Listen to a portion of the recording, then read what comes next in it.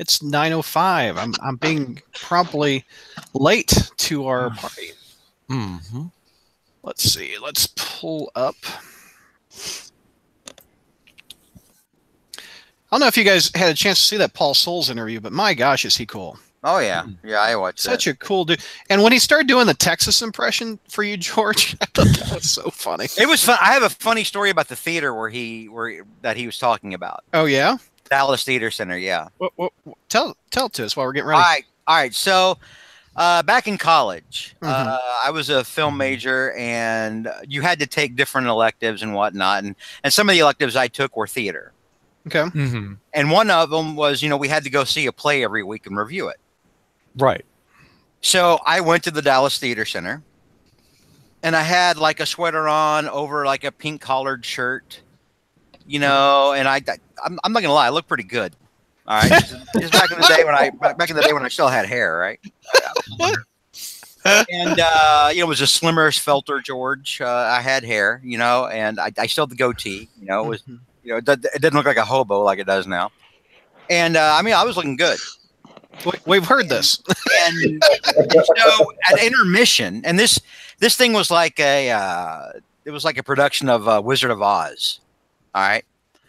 And we're out in the lobby, and I don't know anybody, right? And I'm sitting there drinking my wine because they sell wine at these things at the intermission. Mm-hmm. And I'm like, I'm going to need some of this to get through this. The director should be dragged outside and shot. No, I wouldn't. So the Kingpin came in, right? No. I wish. So I'm outside and I'm drinking my wine, and this older couple, they had to be in their 50s, maybe early 60s, come up to me, and they're like, "Oh my God, we can't believe we're running into you." And I was like, "Whoa. Right? I know, right?" And so, they're just riffing on me the whole time. They never once used my name. I never once used their name, but they act like they've known me for several seasons, and that the last time they saw me was in the traveling show of Robert Goulet, like in his last time when he was doing the Fantastic.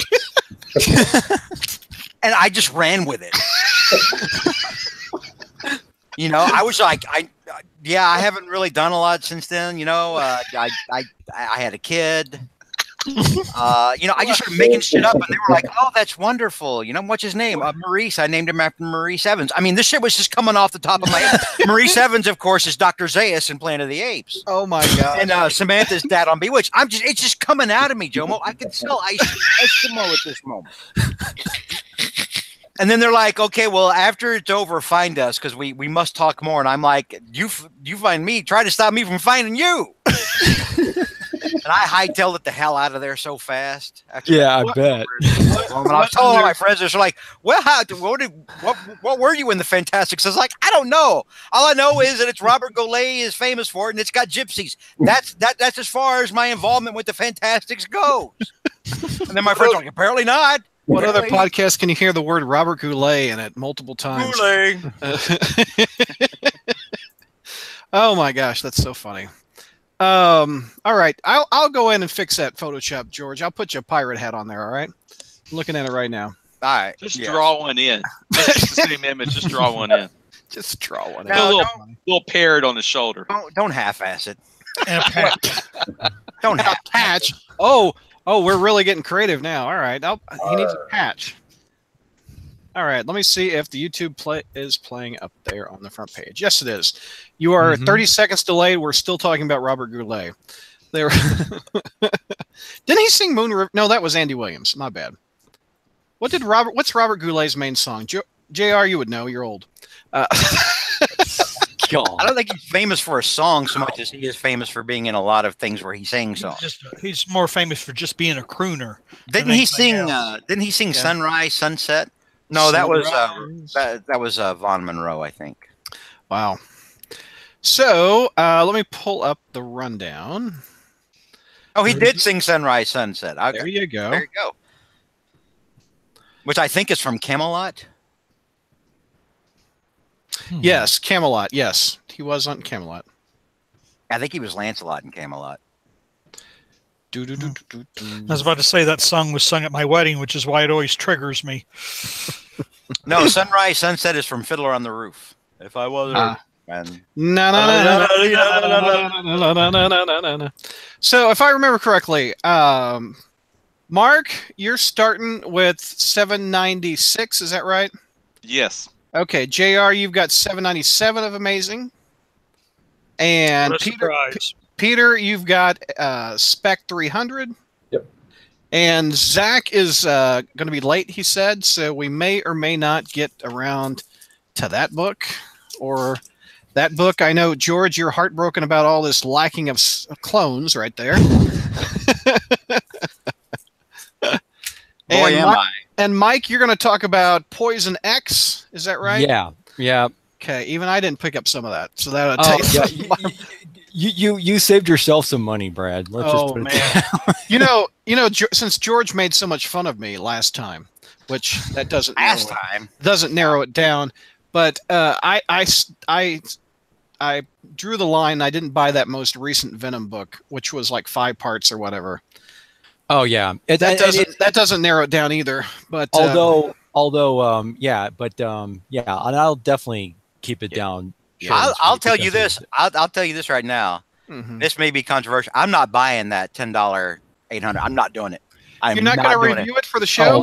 You guys can review it, and I'll sit back and I'll be like, okay, tell me what happened. I am not giving Marvel my money. They have not earned that $10. Is it another $10? Yes, yeah, it's another $10. 800 is going to be $10 again.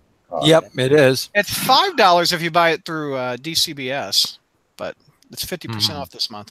Yeah, nope, done. Okay, so we've got 14 people watching us already. We haven't even started. So hello, 14 viewers. What's going on?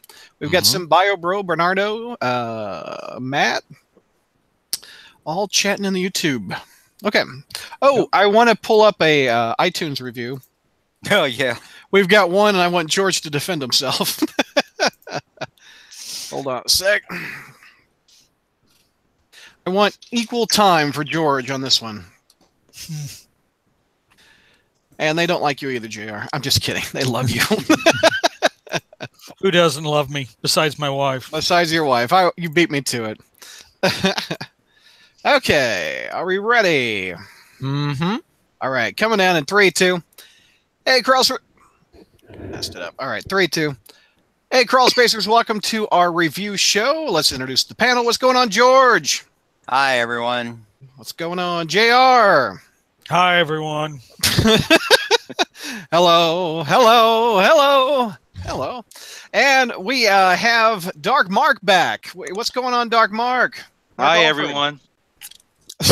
Because fans demanded it. We have fans demanded it. We also have Mike. What's going on, Mike? Hi, everyone. I survived jury duty. Oh, you did? Oh, yeah. Was it fun or No. not? It wasn't at all. It definitely was not. You sent somebody to jail or give them a fine? No, it was a mistrial, actually. Oh, it was a mistrial. Oh, my gosh. All because you were on the jury, huh? Well, no, they didn't even have one. They basically did. It was because too many people were talking during deliberations, and they decided to no, not deliberations, but when they were trying to selecting people, so they realized, too many people were talking about the case, so we got to dismiss everybody because, Wow. Yeah. How many days of work were you off? 3. Oh, wow. Man, good grief. Wow. What are you drinking? After all that, I thought you just took a swig, right? Bottled water, basically. Okay. It should be vodka, but I mean, no. Hard stuff. We also have Peter, a.k.a. Chi-Town Spidey. What's going on, Peter? Hey, guys. How you doing? Thank you if you go on our front page, Peter and I have been redesigning our logo on the front. It's done. Oh, Thank you. It looks great, too. It looks really good. Peter, thank you for that. He was able to recreate the amazing Spider-Man logo font. Him and I were talking for a couple days on that, back and forth. When the job could have been done if we were in the same room, maybe an hour or so. But thank you for that. He also redesigned a new logo for our podcast that I'll put up on iTunes soon. And I'm working on your 20th anniversary. And we're also, this is our 20th anniversary of the website. He's going to do a special little logo for that. You are our Photoshop king, Mr. Chi-Town. I am not. Oh, he can do all the birthday stuff from here on out then. Cool. I'm done. You're done? I'm done. No, I'm just a temp. You're, George. by the way, For you. George, speaking of Photoshop skills, my mom on my birthday said, "You look pretty cool as Doc Ock." And I said, "That's all Texas. That's all George." So I thought that was really good. That's right. That was really good. That's what I used to do for the site, but now no more. I'm retired, and now You're retired. Brad has found the new hotness. The new. I'm not. Yeah.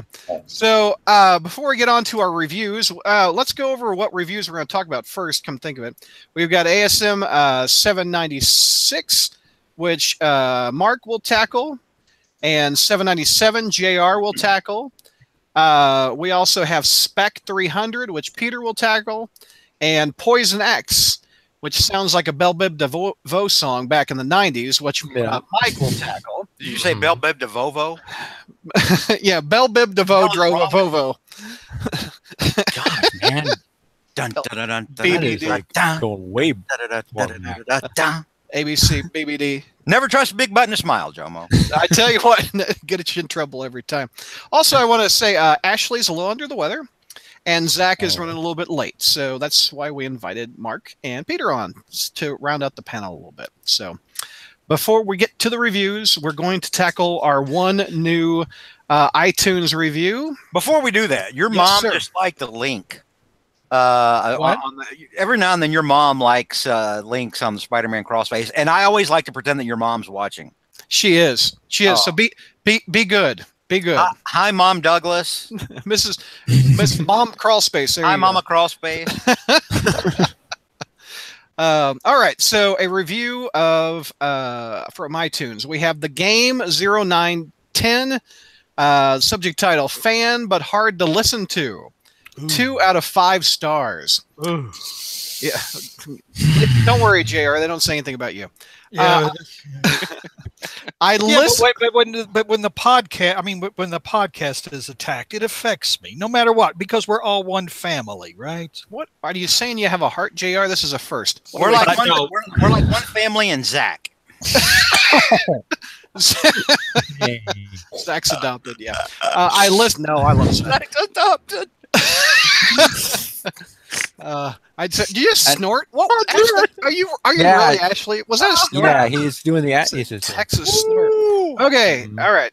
Quote, I listen to about one of these shows every 2 months because I love Spider-Man. The host, Brad, is awesome.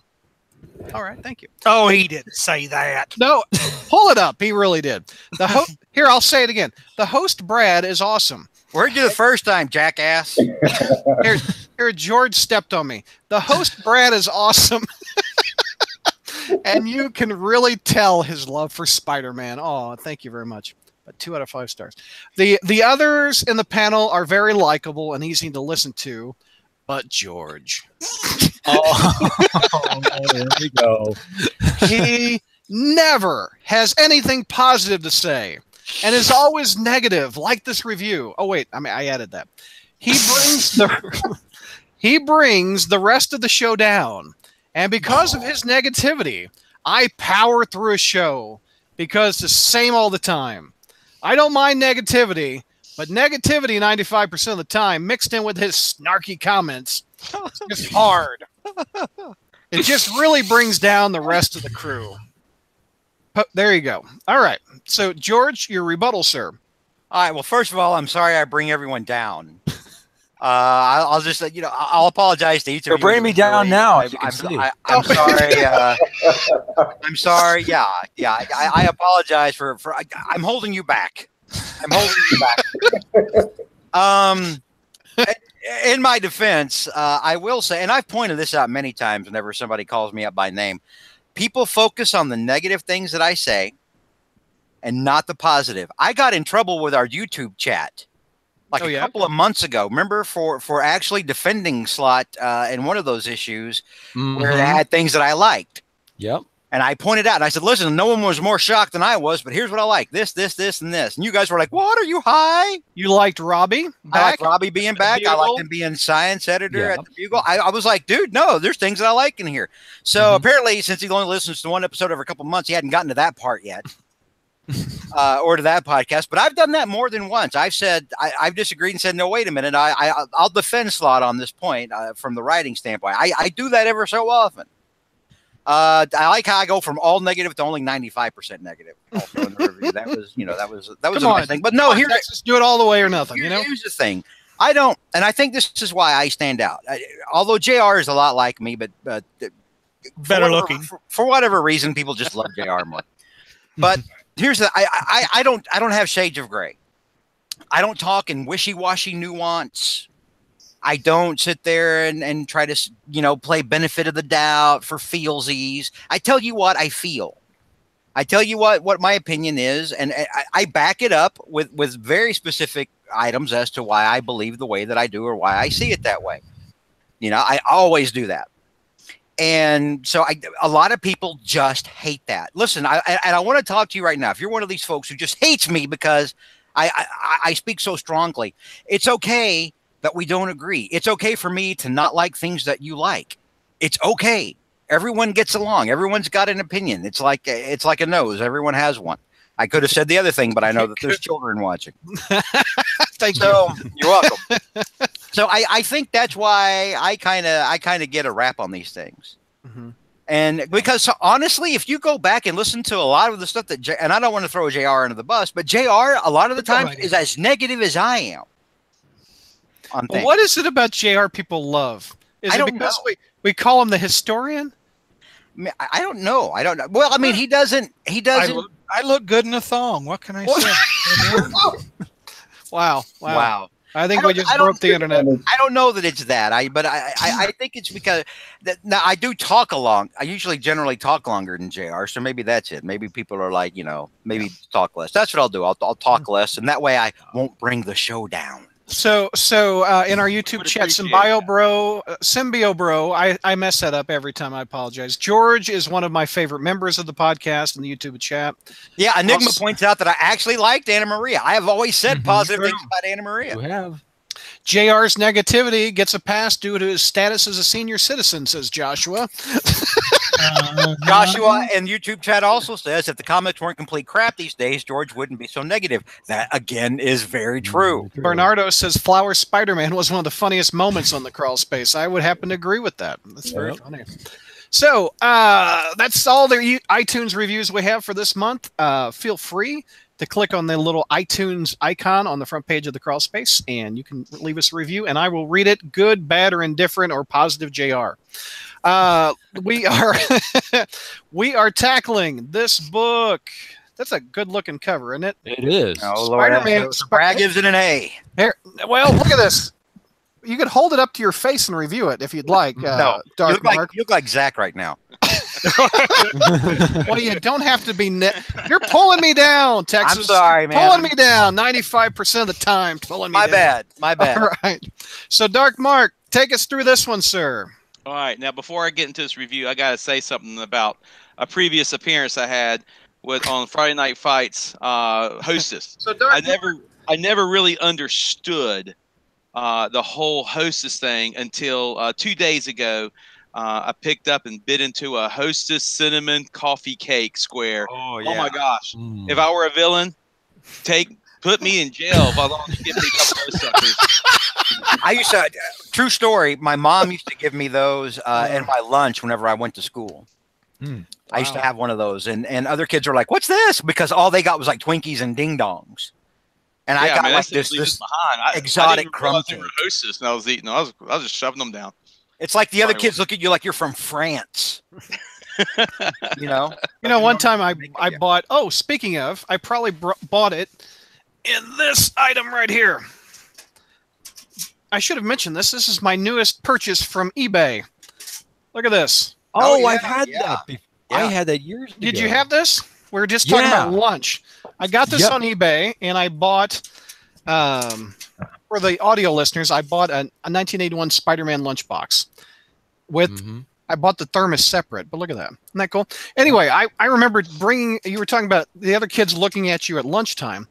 I once had a sandwich on a hoagie roll. Remember that? Like, the kids all have the Wonder Bread, but you're like a rock star with a hoagie roll. Am I right, Texas? Yeah.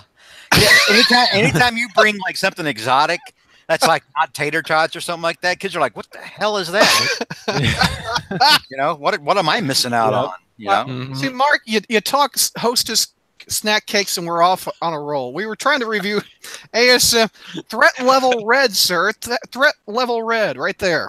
Okay, threat level red with Dan Slott and who's the author? Mike Hawthorne, or the artist Mike Hawthorne. Mike Hawthorne. Mike Hawthorne, yeah. Stepping in with some really not Stuart Eminem style art. Yeah, definitely. Amen, brother. Amen. Yeah. I'm tired of your negativity bringing me down. You're like gravity. Well, you know, eat too many of those Hostess cakes, we're all going to go down. You know? Why don't you like the things that I like? Do you like Agent Venom? No. Oh, okay. Well,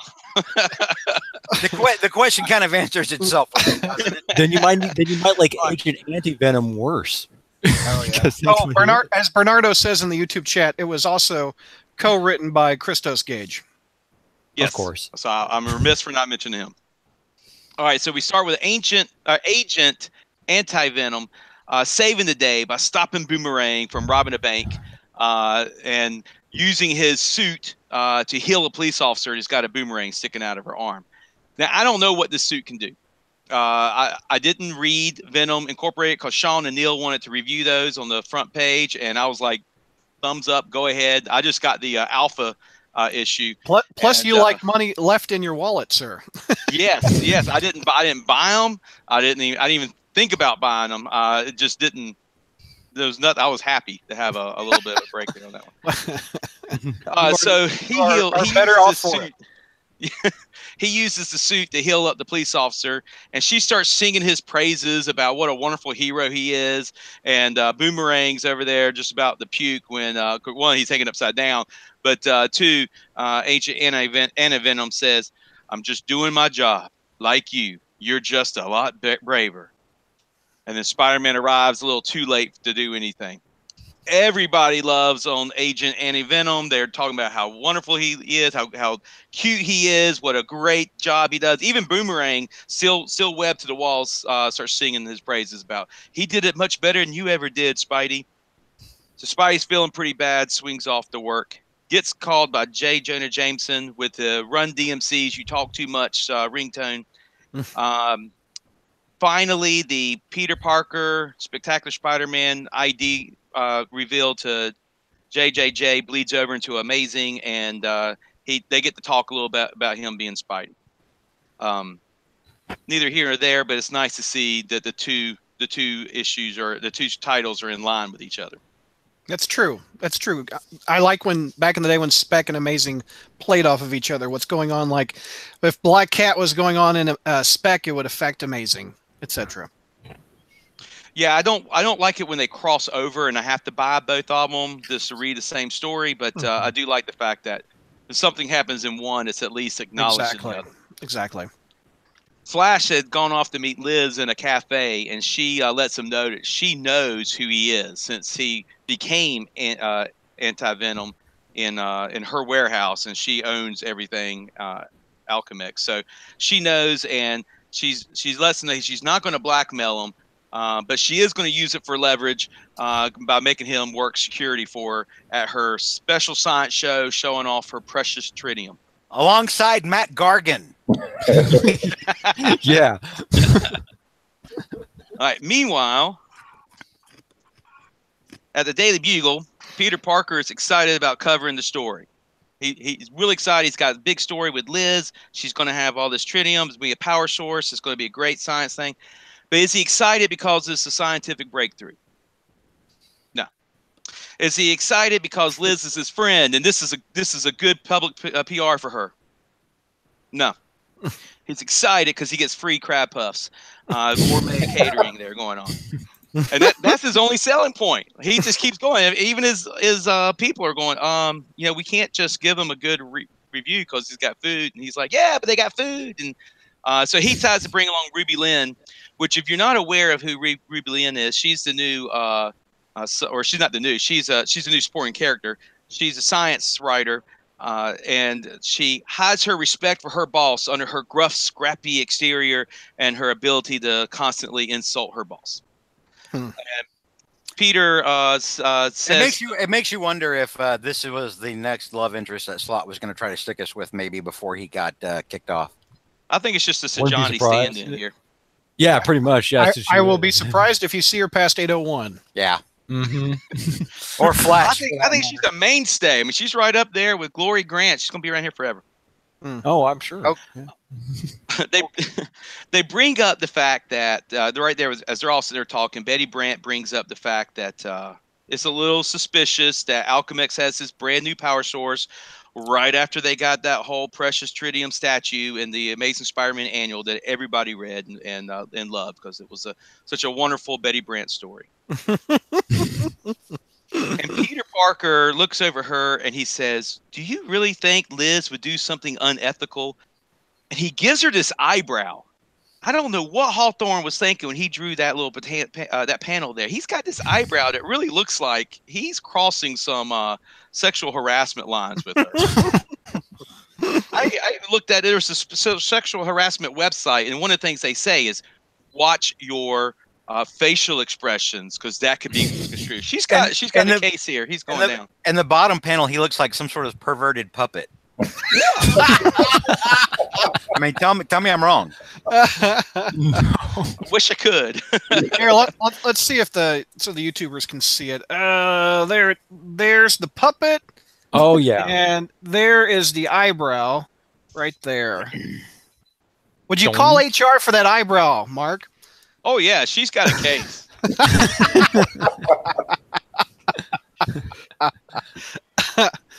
All right, go ahead, sir. All right, so at the science show, Peter Parker reveals to Ruby Lynn that he and Mockingbird broke up, and she's kind of silk. She's kind of riding his case a little bit, but she backs off a little bit because she's worried he might have his feelings hurt.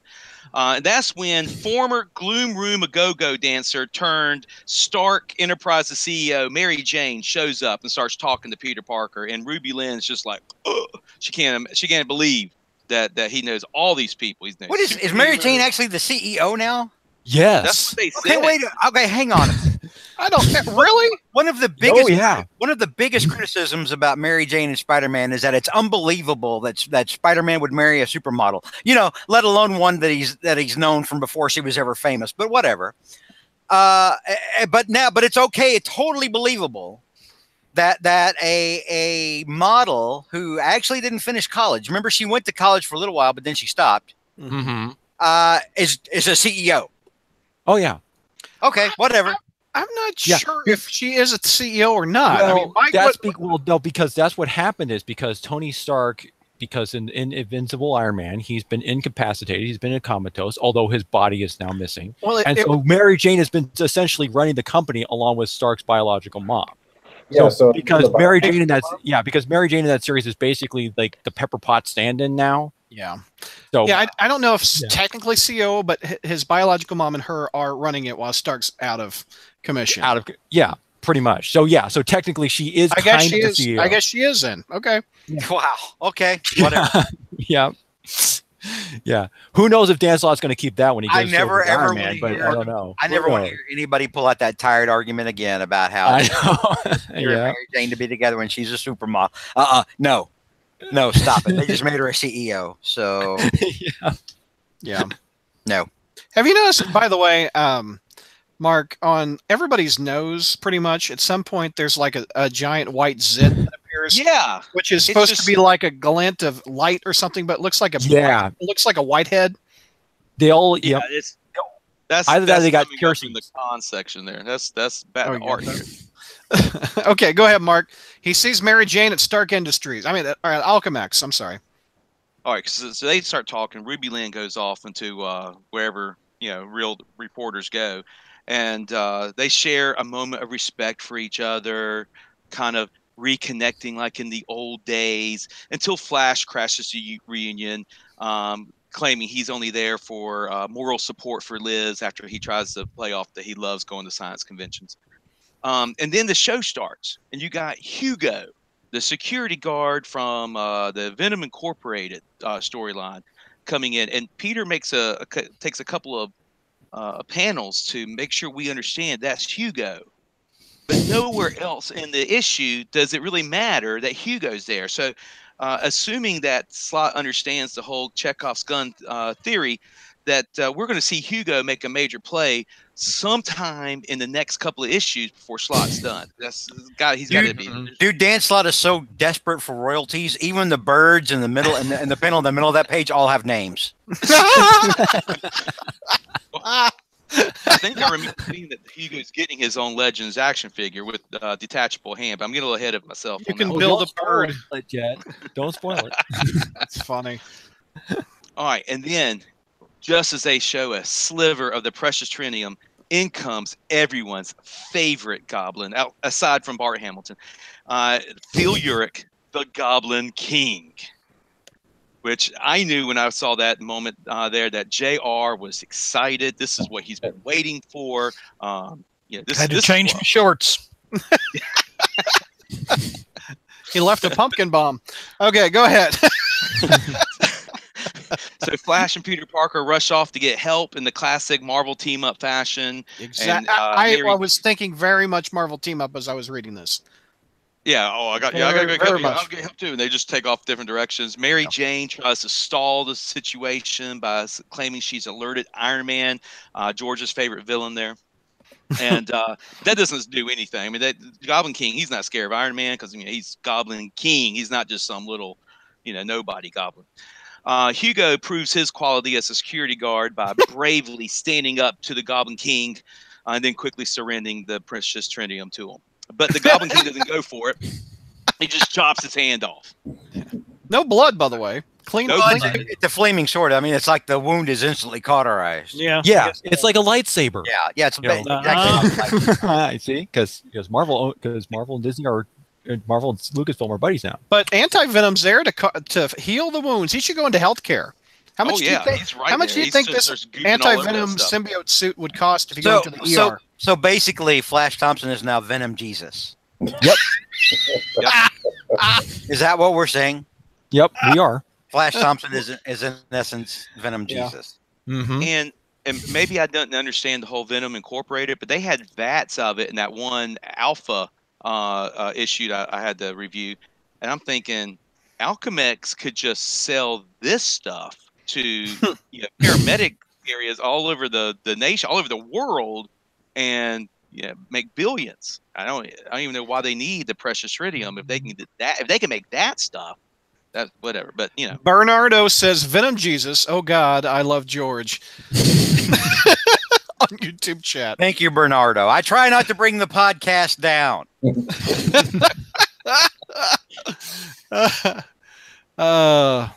Meanwhile, back at Norman Osborn's house. Yeah, we have Spider-Man heads off after the Goblin King saying, "You might just be the craziest goblin of them all." Right. And that's when we get another cool transition to the coolest goblin of them all. Yeah, at Norman's office, his guards are concerned, and they're standing outside the door. They hear him talking, but it sounds like there's two people. He keeps referring to himself to we. They come in, but Carnage is in control now, and they get pulled in and get sliced up and diced, and there's like blood type words all over. Well, actually, they probably got eaten. Let's be honest. At this point, I mean, seeing how things progress, they probably got eaten. Mm-hmm. Then we go back to the fight, and it's just one severed hand pun after another. Oh yeah. I love a good pun, but this was driving them into the ground there.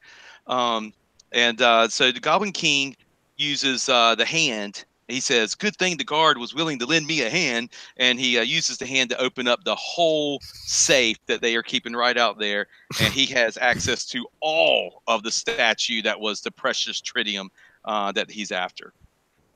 And then Agent Anti-Venom, after saying hands off, leaves to go take care of the Goblin, or not take care of Hugo, while Spider-Man is left to take care of the Goblin King. That's when Spider-Man kicks Goblin King's butt, swings over to the X-Men's mansion, slaps them around a bit, heads over to Firelord, kicks their butt for some giggles, and then heads back to the science show to save the day. That's That not will all, the that will all best. be seen in the Spidey Kicks Butt miniseries as written by JR. That is not what happens. No. That's not what happened. No, no, he whines. This isn't how team ups work. But yes, Yeah. Spidey, That's actual dialogue. He didn't make that up like JR does. well, to be fair, JR's not having the dialogue that I have to have right here. So that's exactly how team ups are supposed to work. One guy takes care of what he's in charge of, and Spider-Man takes care of kicking the villains around. But he's so upset that that Flash leaves him that he gets curb stomped by the Goblin King's sonic scream, and it's over. There's no saving him. There's no hostess cakes. There's no magical net webbing. There's nothing there except for, luckily, J. Jonah Jameson saves Spider-Man. Let me make sure you understood that. Those who are listening and thought maybe that I was breaking up there. J. Jonah Jameson is needed to save Spider-Man from Phil Urich. From an F-list villain. Why, they said it on Family Guy. Everybody gets one. I mean, J. Jonah Jameson. Why not? Everybody saves Spidey at some point in this modern There you age. go. Yeah. That's not what everybody gets one meant. I know Spider-Man's. I'm sorry. I thought I'd let it go by, but you're bringing me down. All right, go ahead. My bad. My bad. There I go, bringing the podcast down. Thank you all for putting up with me, despite me bringing you all down. I tell you, the gravity in this chat. Oh my gosh, it's so heavy. So Spidey's able to stop him at least from screaming, but he's laid out by one kick. That's Goblin all, yeah. King kicks him one time, and Spider-Man's out for the count. And so with a walk onomatopoeia. Yep, walk. Yep. He makes off with one last hand pun and a big chunk of the precious tritium. Don't let the puns hit you on the butt. Yep. Yeah. So Flash is successful. Hugo's hand is healed. It's a little tingly, but he's rest assured that's going to be okay. I wonder At that point, when he grabbed the tritium, I was like, "Please, God, tell me that it makes them sterile, so that these losers can't contribute to the gene pool." Wow. I wonder if Anti-Venom sends you a bill like the hospitals do once you're healed by the symbiote. And by the way, wouldn't the symbiote be in your system if you got this on your body? So aren't these all going to be symbiotes? I don't know how eventually? this works. They're I all don't going care to how be this symbiotes. works. In a few issues, Brad, it won't matter. Exactly. No sense trying to figure it out, dude. Sorry. I'm still trying to think if Zodiac goes a year ahead. No, I'm just kidding. Sorry, that's a joke from last month. Go ahead. All right. So Ruby Lynn thinks that Peter Parker's a coward because he can't find him after all this going on. But Mary Jane comes over and covers for him, and Spider-Man says it feels like old times. Oh, it hurts so much. You all right, Peter? You all right? It hurts so much. Peter, if you couldn't tell, is a big Mary Jane fan. Oh yeah. Yeah. Which Peter are we talking about here? Oh, well, Peter on the line is a fan.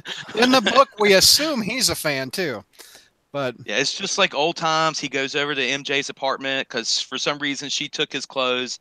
I'm not sure why he didn't swing back and pick up his clothes like he normally does after changing Spider-Man, but that's fine. He's there at the apartment, and they talk, and she's willing, and they close the door with a click. And you all know what it means when Peter Parker and one of his love interests close the door with a click. I kind of liked him in the doorway with the face it tiger. Like I don't think he's ever done that, and I thought that was kind of cool. But okay, we got a click. Okay, we're not done with the book though. We're not done with the book. It ends with at Norman's office. It shows that Norman has shown Carnage that there is more pleasure in killing than just killing, measured killings, more suffering killing, and he establishes control over the symbiote. Uses it to make his face normal again, so we can check that off of the slot checklist. He rids himself of the nanites, so we can check that off of the checklist here, and then he hints that he's about to drink the Goblin formula and says, "Who would be crazy enough to try that?" The end. All right. So let's go around the horn for grades. Mark, what would your grade be, sir? F. Oh, my goodness. All right. I've only given one other Dan Slott book an F, in my whole. So. All right. Let's see. Mike, what's your grade, sir? D. Okay. JR. I gave it a D as well. George. I gave it an F. Peter. D minus. C+ out of me. Woo! Brad liked the cover. I did like the cover. I did a lot. So let's, since this is Mark's book, let's do your pros first. You gave it an F. Is there any pro that you liked about the book? I've got one pro. Okay, the cover. The boomerang joke. Boomerang saying, "Oh, he did it better than you ever did." That was it. After that, there was nothing left in the book for me. So, any other pros out of you guys? I actually thought the Norman Osborn dialogue thing with the not the Green Goblin, I was gonna say Green Goblin, but it's with Carnage, because it kind of it reminded me of Spider-Man, the first movie thing anyway. But no, the idea that he was kind of the way he was essentially trying to kind of trying to kind of persuade Carnage, so rather than having Carnage take control of him, like, oh no, we can kind of work together, kind of thing, almost a little bit. And I mean, that was pretty much. I mean, that to me was if Dan Slott had just did the entire issue of how Norman Osborn and the Carnage symbiote team got together, and rather than waste all our other time with all this other stuff, it'd just be one issue. But we didn't have to go through like 3 issues of what essentially is just nothing but a prologue and filling things up. But that's Well, the Norman stuff is pro for me. I kind of like that. I mean, that's the part, and I also like the Mary Jane back and covering for him a little bit and shutting the door. That is Slott. I know Slott is a fan and he knows the history, and he wouldn't have put that door closed thing if he wasn't homaging, what is it? ASM? No, he would totally do it there because he's trolling you. That's exactly why he. Right. Until we wait until we get to the next. Yeah. And he proves it in the next issue. He does, but I know that is an homage. Is it Amazing 122 or 123 where she closes the door and doesn't walk out? 149. 149 is actually where they were showing that. And I'm sorry. I was thinking of her closing the door after Gwen died, but no. They didn't. They didn't go at it. Yeah, they didn't do the birds and the bees after that happened. That was wow. Yes, spiders. How did that go again, George? That yeah. All right. Knocking of the boots. Yeah. Okay, so I like that. What the hell is wrong with you? I don't know. I'm bringing us down now. Okay. Any other pros out of it? I'm gonna go off what Brad said. I do like the Mary Jane, but as a Spider-Man fan who's been reading for a while, I know where this is heading. I know where it's going. I mean, I like it. It's nice to see, but I know where it's going. That's why I got a D for me. I mean, it's great for Mary Jane to be talking to Peter we're at Alchemex, right? Yeah. And she was covering for him just like in the old days, and that's great. And Peter's like, wow, that's just like the old days. Yeah, I agree. But I know what's coming. And that I don't like. I mean, it's a pro leading into a con. I'm sorry I'm bringing you guys all down, but it's a theme. That's just what it is. About to say, good thing I don't have any razor blades sitting here. JR, what was any pro out of you? There's some Norman in here. Are you liking the Norman aspects? I just am not sold on this thing merger with Carnage. I just really am not. I wanted I wanted a Green Goblin story. I didn't want a Green Goblin / Carnage story. So that's pretty much what I'm thinking. I want your opinion on this because when I read it, I'm like, I wonder what JR would say. The very last scene where Norman says, "Wouldn't that be crazy?" Does that sound off to you? Because he doesn't think he's crazy ever. Well, it's bad writing. It's the villain doing bad puns. I mean, it's just typical bad joke telling by the villain, and we're all supposed to go, "Oh, isn't that funny?" The villain is talking about being crazy. It was I didn't care for it. Yeah. George, what was your thoughts, sir? No, I mean, same thing. Norman being paired with Carnage does nothing for me. I mean, it's like you take someone that I actually like, but that slot is mishandled and doesn't know how to write, and pair that with a trash symbiote. And you expect me to be wowed by that? I'm sorry. No, it's garbage. Same with Mary Jane.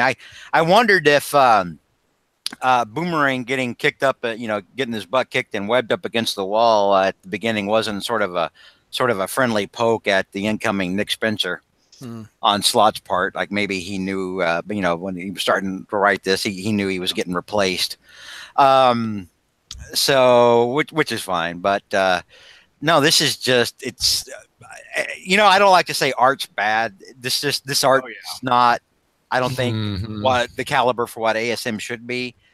I would think all your grades would go up if you had better art on this book. No, not necessarily. You can have fantastic art and the story still sucks. Yeah. I mean, it's happened a lot. The art certainly doesn't help. I mean, that last panel that Peter's in or one of the last panels where he goes into Mary Jane's apartment. I mean, what is he looking like? He looks like, what is that face? I mean, why does he have Eddie Brock's eyebrows? It's just and why does everyone in this book look like they're made of latex? They really do. They're like all Marvel Legends. That's what it is.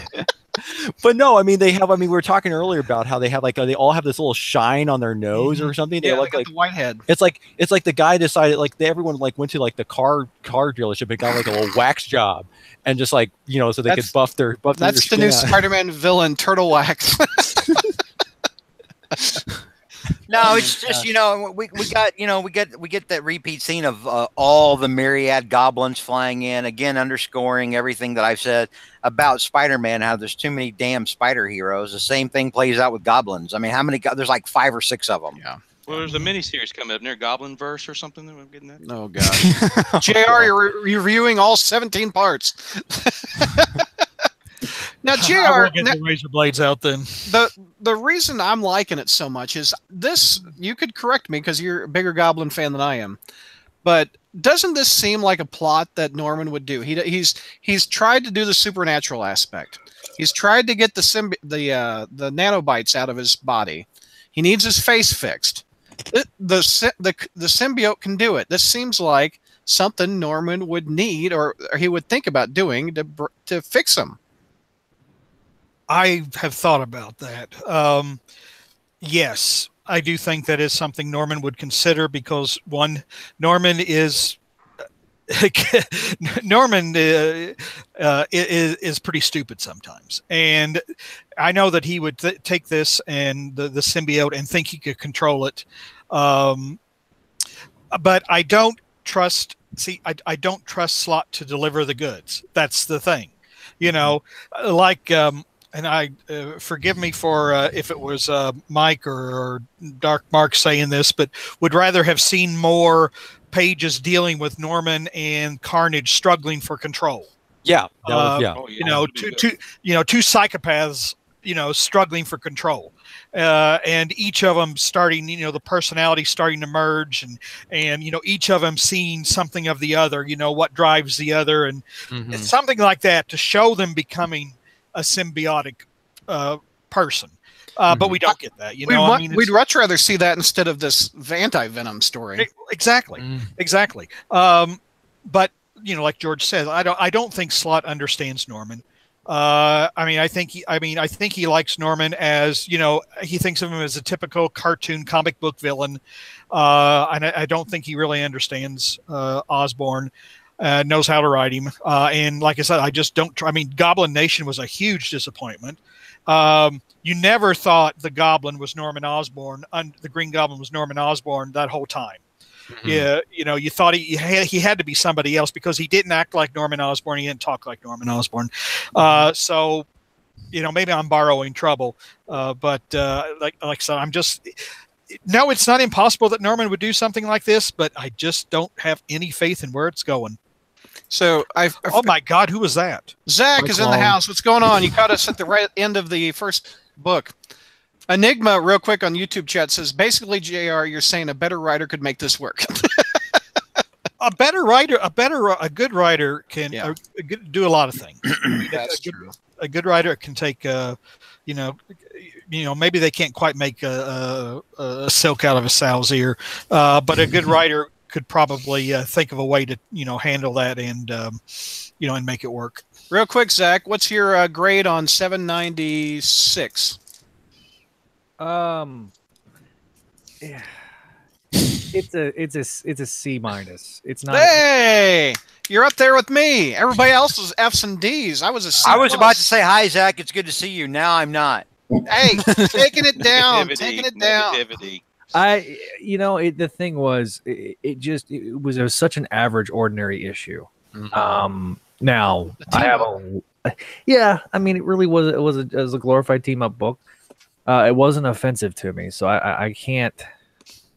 Didn't piss me off the way somebody other. What are you, JR Jr. all of a sudden? That's what JR always says. I was about to say my F is for being personally offended. I was personally offended with this one.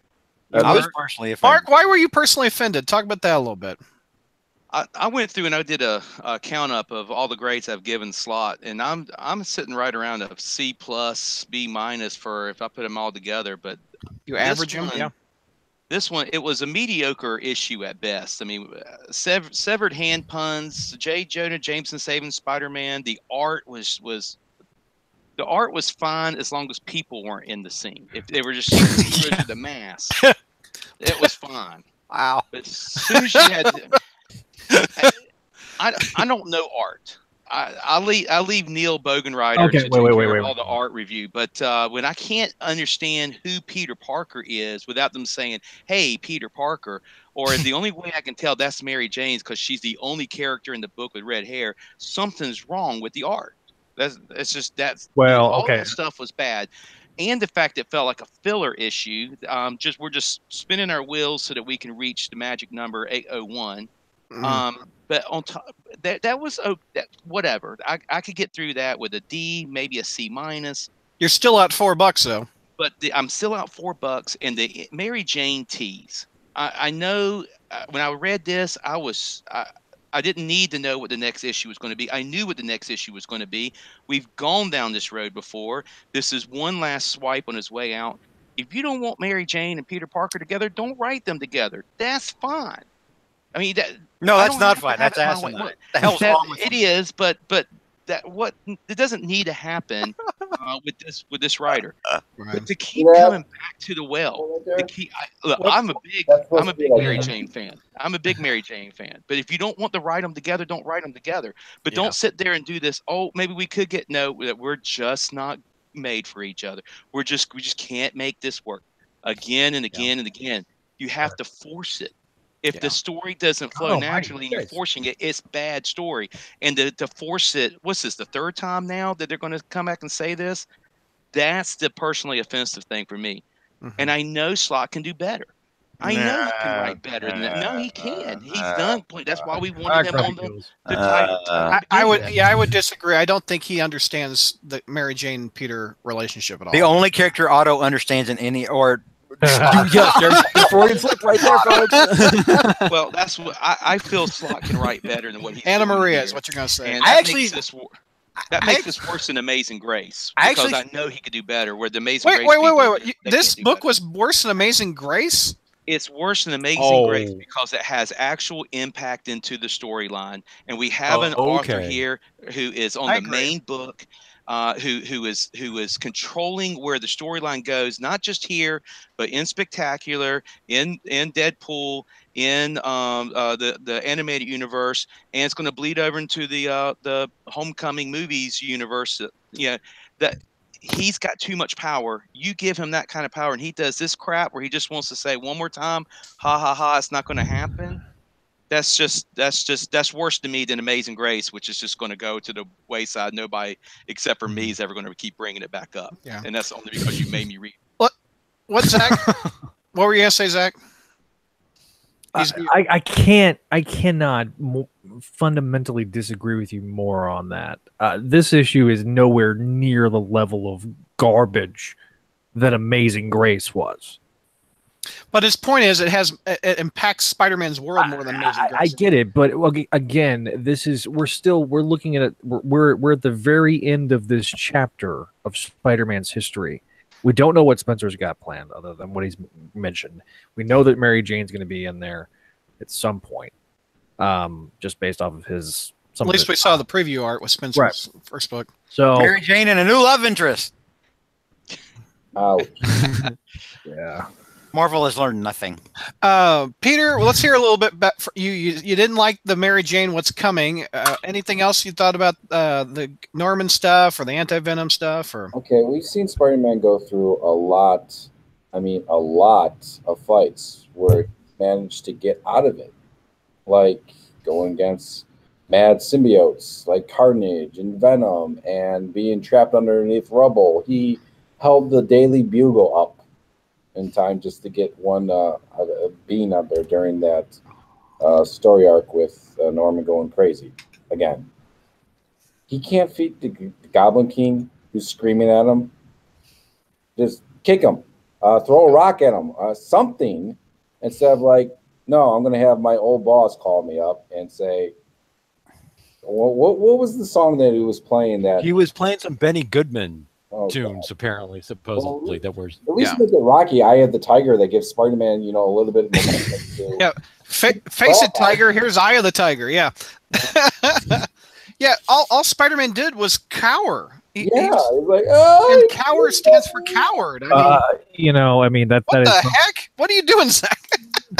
that's the most blatantly offensive part of this book. Yes. Well, it's consistent. I don't want to bring everyone down, but it's consistent with how Slott has portrayed this character throughout the book. Weak, Yes. and needing somebody else to come in and save him. Yep. True. And it's just ridiculous. If even Spencer, you know what? I'll even forgive Spencer for if Spencer wants to roll in and just be woke as hell. But if Spencer wants to roll in and be woke as hell, but if he at least has Spider-Man beating ass and not having to rely on other people to fight his fights for him, I'll take a not Spider-Man beating everybody's butt all around the place. That'd be great. That'd be great. And you're really not going to like Spectacular 300, George. You're That's really why I'm not not reading it. That's why I haven't read it since the second damn issue. because Spider-Man phones every friend in that. That close up on Berryman was terrifying. By the way, for our audio listeners, Zach has put on a Spider-Man mask and a Frank Sinatra crooner hat. Can you sing a few bars of "Luck Be a Lady"? Luck be a lady tonight. Luck if you've ever been there. All right, we're moving on. We're moving on. 797. JR, more goblin goodness, sir. Well, more goblin. Okay. Well, let's see here. First of all, wait a minute. Look at that cover. That's a great looking cover. Blasting through the spider symbol. Yes, it is. It is. Alex Ross knows how to draw the Green Goblin. Yes, sir. He does. Alex Ross knows how to draw the Green Goblin. So, anyway, it's obvious. Okay, so Norman is doing a supervillain cliched thing, and taunting someone he's kidnapped. So what Norman says is, Norman goes, well, hello. How do you like what Stuart Immonen is doing with me? With the thin face and the pointed jaw and the sadistic smile. He's clearly trying to make you think of the Joker, isn't he? But because I guess that my own 50-year record of villainy just isn't enough. And you'll notice I'm even wearing little hand gloves, just like the Joker does. But that's not important right now. What is important that just before we talk about Spider-Man, we're going to try to do some nonlinear storytelling to make readers think you're Mary Jane. Even though we both know that if you really were Mary Jane sitting there, you wouldn't have started calling for help. You just would have addressed me directly and told me to go F myself. Okay. So we already know it's not Mary Jane. All right. Or we already should know.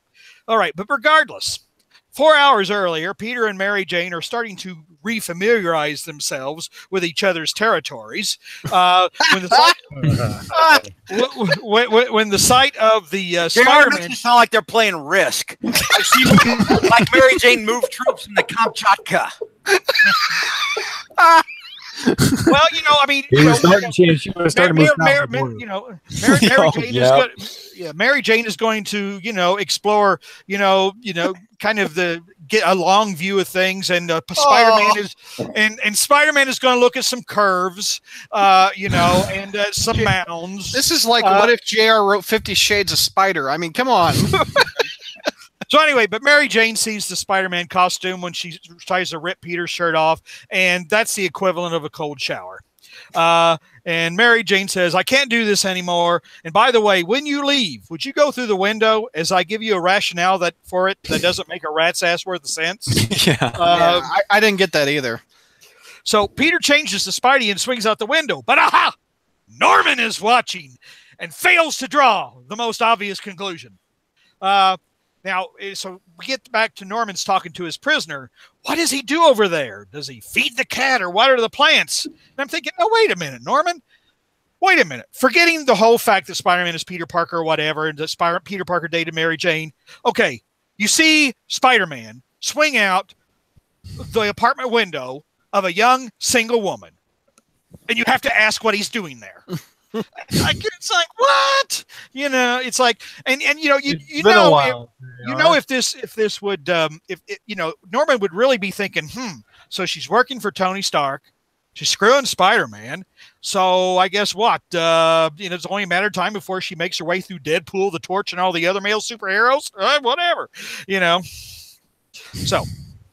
Wow. But the really sad part of that is that she's not screwing Spider-Man. He's the crime, and he didn't, or he's going to get hit with the time, and he didn't do the crime. Yeah, Actually. But it's like, what other? I mean, honestly, what other conclusion would you draw? It's so again. I mean, it's Mary Jane is Spider-Man. We saw that. What's the old, what did Alistair Smythe make that that? What's the old Paul Simon song? 50 Ways to Leave Your Mary Jane. Actually, your lover. Oh God! Stop, Brad. Actually, no. What are you surrendering, JR? It's a joke. No, I'm just trying to get the odor of that extremely poor joke out of here. Step out the back, Jack. All right. You just sang Sinatra in a Spider-Man mask. You behave. Hey, it was more relevant than that joke. It's like he squeaked one out, like old people do. Wait, I've got some experience with that, but anyway, that's not important right now. Anyway, but then Norman sees a rat and he grabs it. And he says, "Watch this! My cousin Ozzy used to do this all the time." And he bites the rat's head off. All right, now we know. Well, after that charming little scene. We get a handful of interludes, less interesting interludes, including a charming little back and forth between Spidey and an often arrested mugger, a trip to the Bugle where Joe Robertson is telling Ben Urich, we gotta tell the public that the Goblin King is your nephew, and JJJ calls Peter wondering why he hasn't caught the Goblin King yet, because like I said, we all know that JJ knows Peter Spider-Man. Back to Norman's hideaway. Which kind of sounds like a cartoon show. Norman's Hideaway. So anyway, he's got this, which actually I do like this picture because it is very Normanish, very Normanish with it's like, just, schemes and plans. You can just see him having like walls of this stuff. It looks like Amazing Spider-Man 2 with Spider-Man and his parents on the wall. Remember that scene? The walls of pictures and string. Yep. This is far superior to that garbage of an abortion. Mm-hmm. So Norman's trying to figure out what the connection is between Spider-Man and a dozen other things. Okay, so all right, what is the connection? Norman's saying between the Daily Bugle, where Peter Parker works, Horizon Labs, where Peter Parker used to work, Mary Jane Watson, who Peter Parker used to date, Harry Osborn, who used to be roommates with Peter Parker. Let's see, what else here? Empire State University and Midtown High, where Peter Parker used to go to school. What is the connection between that and Spider-Man? I don't know, but I'm going to figure it out because I'm real smart.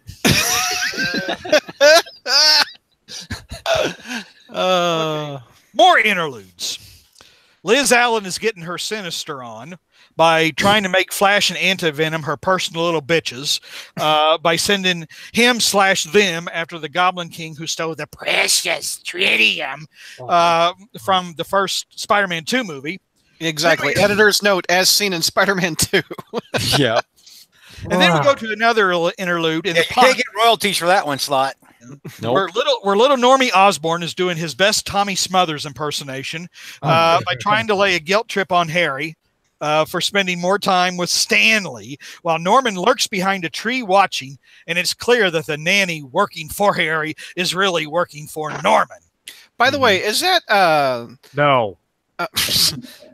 with Liz? Is that her brother-in-law? Yeah, that's Mark Raxton. The Molten Man. Yeah. Okay. When the hell did Molten Man get better? Exactly. I was distracted by That that was in too. a Slot story. He waved back during the Brand New Day era. There was that whole thing where Harry basically injected him with some kind of a cure thing, and He way just back invited when. Anti-Venom over. It'd be good. Yeah, it's a cure-all. Anti-Venom is like the duct tape of healthcare. I thought you were going to ask if the nanny was Allison I was Monogram. about to say they ought to be teaming up. He ought to be teaming up with Cardiac, right, for an all anti-HMO miniseries or something. Okay. All right. So the nanny works for Norman. Nanny works for Norman. Anyway, so back to Norman's lair. He hears someone breaking into his place and discovers that it's Phil York, the laughable Goblin King, looking for goblin goodies. So Osborn goes, "Oh man, Phil, get out of my shit!" And but then Phil gets all huffy and threatens to kill Norman, and then Norman scratches him through the heart with an onomatopoeia. Yeah. Yeah, he does. Phil is dead, dude. With a limited anemone or whatever that. I would normally scream at this point, but I actually wrote down my response to this. If you guys can see it, What's that? Here, let me full screen you. Let's see what it is. Yes. Who's happy Phil is dead? Raise your hand. Yes, kill that guy. Now, I have absolutely no idea what that word is, what that word means, but it sounds cool as hell. It's what's going to bring this up. What's going to bring this up from an F to an F plus for me? That's a preview, folks. Man, I'm sorry. Wait a minute. I don't want to bring you all down. no, you brought it up. You're up to an F plus, sir. You are going to bring everything down. You're defying gravity with your grades, George. I can already tell Whoa, it. whoa. Let's not bring Adina into this, okay? All right. He doesn't understand that reference, JR. I don't, but Scrutch, let's go. Absolutely. Scratch. It's not as good as Shit Pal, but it's pretty good. Here, do it. You got to do it with a Kirby hand. Scratch. All right. So anyway, with that bit of business done, Norman returns to his captive and says, "Well, got to get my work clothes on." He starts putting on his goblin gear, and as the person he's kidnapped gets a little mouthy, which you really shouldn't do when you're dealing with a psychopath. He starts heckling Norman. "You're a loser." Spidey's going to kick your ass like he always does. He even kicked your ass when you threw his girlfriend off a bridge. Threw his girlfriend off a bridge? Wait a minute. Holy cow. That's it. For years, I couldn't remember the itch I could never scratch. But now, of course.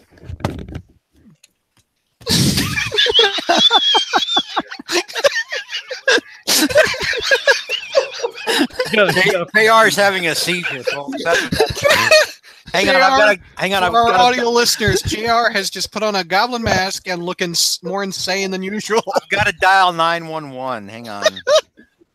Cleveland, please. Cleveland 911. JR has 911. Was your emergency? Yes, we need to go to a guy named Mad Goblin's house. That is not a joke. Actually, that's his screen name online. So for his well-being. So he's figured it out finally, JR. He goes, "Thanks, Jonah." And then Jonah's sitting there. Yeah. Oh, what have I done now? So, to be continued. So, from all that overacting, it seems like you liked this issue. What was your grade, JR? I gave it a C+. C+. That's it. Now Norman, you're sounding like that Christmas Story thing. C+. so When Ralphie turned in the paper about the Red Ryder BB gun, he got a C+. by the way, Joshua says JR should wear the mask during every podcast. It brings out his eyes. Enigma says, God, that was epic. JR, I love you. JR is having too much fun, says Bernardo. They're writing iTunes reviews right now in praise of Don't encourage him. So JR, you have been asking for 10 years for Norman to know that Peter is Spider-Man.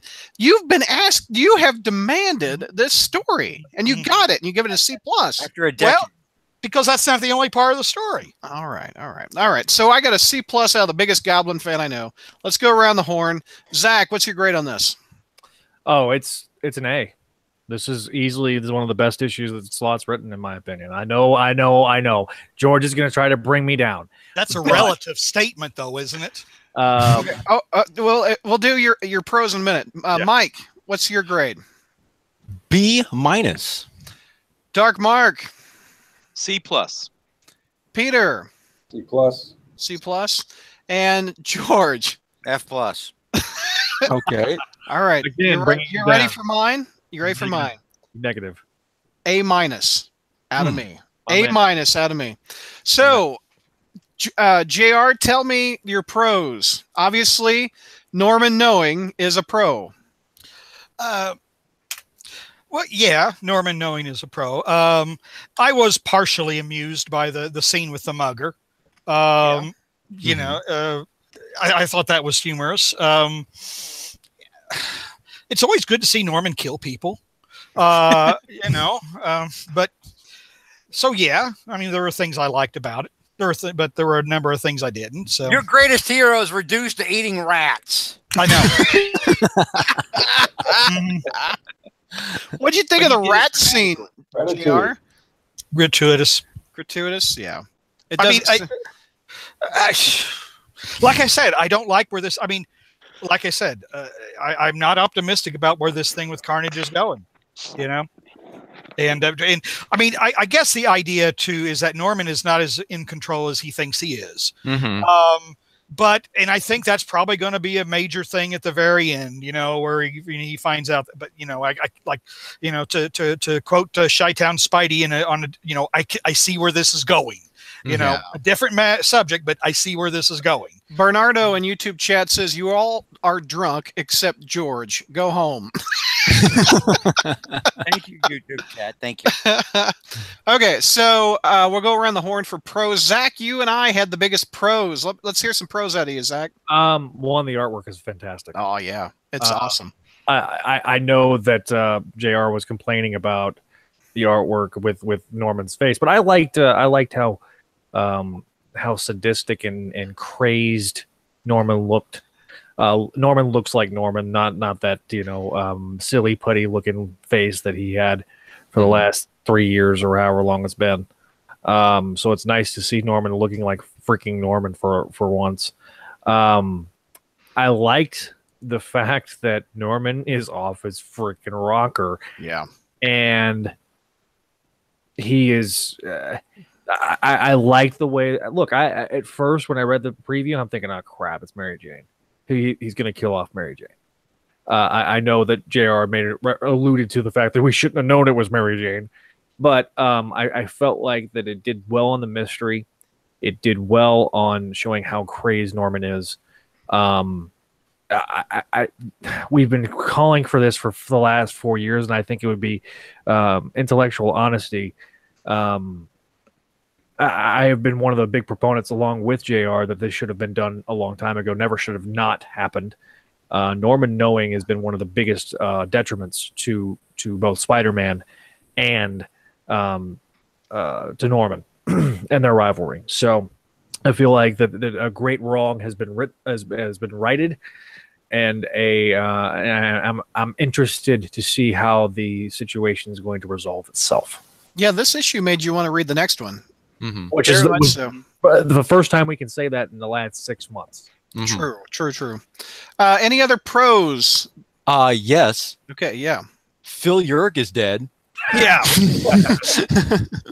I saved that one for you, McNulty. Oh, the most amazing onomatopoeias ever, too. Oh my gosh! I mean, even though Slott was the guy who kind of ruined him, I was just so glad that he, decided to, just get rid of him outright. And the fact that it's Norman to do it, and he's, basically calling Phil out that you've been just basically your whole career has been nothing but trying to be a pretender, and I'm just gonna, does anybody else feel like that part of the story with Phil dying and getting killed, and finally, Norman finally just, but metaphorically or slashing a hole in his body, but busting a cap in his ass was something that should have been done back in the 1990s? Oh, it was long overdue. Yeah. I mean, it makes it that much more satisfying, I guess. Mm-hmm. Yeah, but the other thing is that I also agree with the art thing, especially because if you're looking inside that gentleman's club place and it has that really kind of creepy atmosphere. There's another pro bringing the club back. Right. When you can almost like to me when you were looking at some of that scene, you can almost like taste the cobwebs the way Inman was drawing that. And so he was reading Mark's articles. No. Yeah, hey, pretty much. Nice plug. I just did my editor's note for that comment. Yeah. But I mean, it's just in terms of even as much as we're going to complain about the Mary Jane scene, even that was kind of well illustrated too. I think this is, I know, you're shaking your head there, Peter, but I do think in terms of illustration wise, this is some of Immonen's best work that he's done on the title. There are certain things he's still kind of iffy off, I think, but this one I think generally was the Robbie. Yeah. There are sometimes he's still got this issue with faces and everything like this, and I also thought Norman, in terms of voice wise, I know he sounds a little bit too Joker-esque in this, but he's got a symbiote in him that's insane. So you mix there's no difference between this Norman and Phil Urich when they first made him a villain. None at all.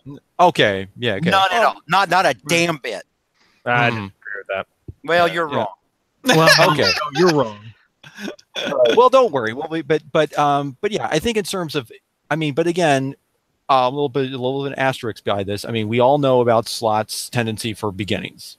He tends to a little bit stronger, and then he's got too much stuff going on, and then the thing just kind of collapses. And I'm kind of hoping maybe he doesn't do that this time, but I doubt it. Mike, come on. I know. It's your glass is half full, Mike. Come on. Yeah. I know. So, any other pros out of this book? Yeah. Go ahead, The Mark. fact that he kills them so easily, I think it's a good bookend to how Slott brings the Goblin King in. He brings him in and has him kill what looks like the Hobgoblin with ease. Then so he goes backed out off on that. the same way he goes out. Just he didn't get to put up a fight. The only thing about that is just in case it's too much of a bookend, and the real Goblin King is still waiting out there so that he can keep him going. Let's hope not. But I hope not. No, too. Phil's not that smart. I got another positive. Okay. All right. Besides, this was what brought you the plus of the F. No, this is the Phil Urich dying is what moved it from a F to an F plus. And although I did like Immonen's art, and I'll say this as someone who stopped reading Zdarsky's spec after 2 issues, and then you guys were like, "Oh my god, I know it's great," and I was like, "Wait for it," and then it sucked again apparently. You're right. And I felt justified. I will say this, and I'll say this for Slott and the dialogue that he has for Jonah at the end, before you realize it's Jonah. When he says about you threw his girl off a bridge and he still went after you. That's what he does. That's who he is. He's gonna beat you. And this ring true for as someone who's always thought in his head, how would it go if Jonah finally knew that Peter was Spider-Man? At first, there would be supernova white hot anger. And then after that subsided, he would totally understand Peter and he would have new respect for Peter. And so that when Jonah was like kind of playing Spider-Man up at that point, I was like, given the fact that he knows who he is now, I was like, that's legitimate dialogue for Jonah. So I did like that aspect. I did like the aspect, and then Jonah trying to be too tough and overplays it. and gives the Goblin. Of course, the Goblin can't figure it out on his own. He needs somebody to basically spell it out for him. Same way Peter can't fight his own fights. Well, that's a residual from the mind wipe. I mean, let's if you want to get really complex in that whole thing, I mean, Yeah. I mean, because when he hears about when he figures out Gwen Stacy and his connection there, it's like Norman basically remembers everything now because it's like literally the spark goes off in his head at that point he's actually the first one. Well, no, he's the second one to figure it out. Was it Johnny Storm the first? No. Or who was the first? Since the mind wipe, it would be George Berryman's favorite character, Carly Cooper. Yeah. Okay. First one to figure it out without having to do the unmasking thing. We gave me brain freeze without me having drunk a Slurpee.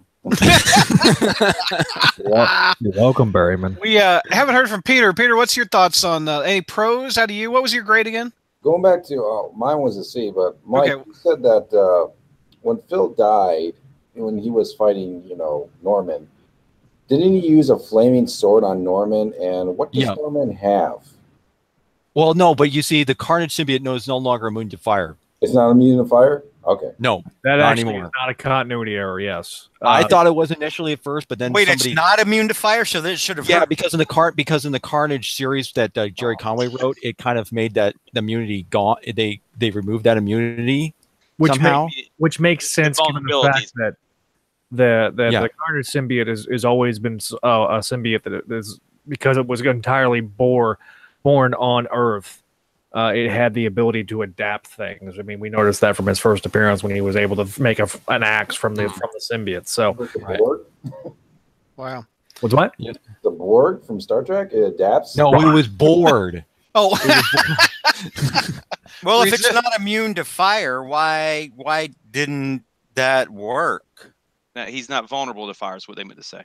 Oh, okay. I was about to say, because you guys said he's not immune to fire anymore. I was none of that makes any goddamn sense. What's wrong with you? He's not vulnerable. He's immune. He's immune to fire. Okay. Any other pros out of it before we go to cons? Yes, I like the scenes with Emma, the nanny, because I think she's going to play a major role. I think her job is to get the kids to Norman, but she's going to be the weak point of his plan because she's going to have some. Oh, yeah, I love these children, and she's going to sacrifice her life to save. She'll save Stanley. I think Normie's done for. He's going to be gone at the end of this. I did like the mugger scene, where he's like, "Can you please?" To my feet. Yeah, whip those things to whip my shoes. That was pretty funny. I mean, that's So George, what's some? Jr. What's some cons out of you for this book? Well, I mean. Other than, I agree that overall the art was pretty good, but again, Norman, and Norman does look batshit crazy like he should, but again, I think there's too much emphasis, too much trying to herald the Joker.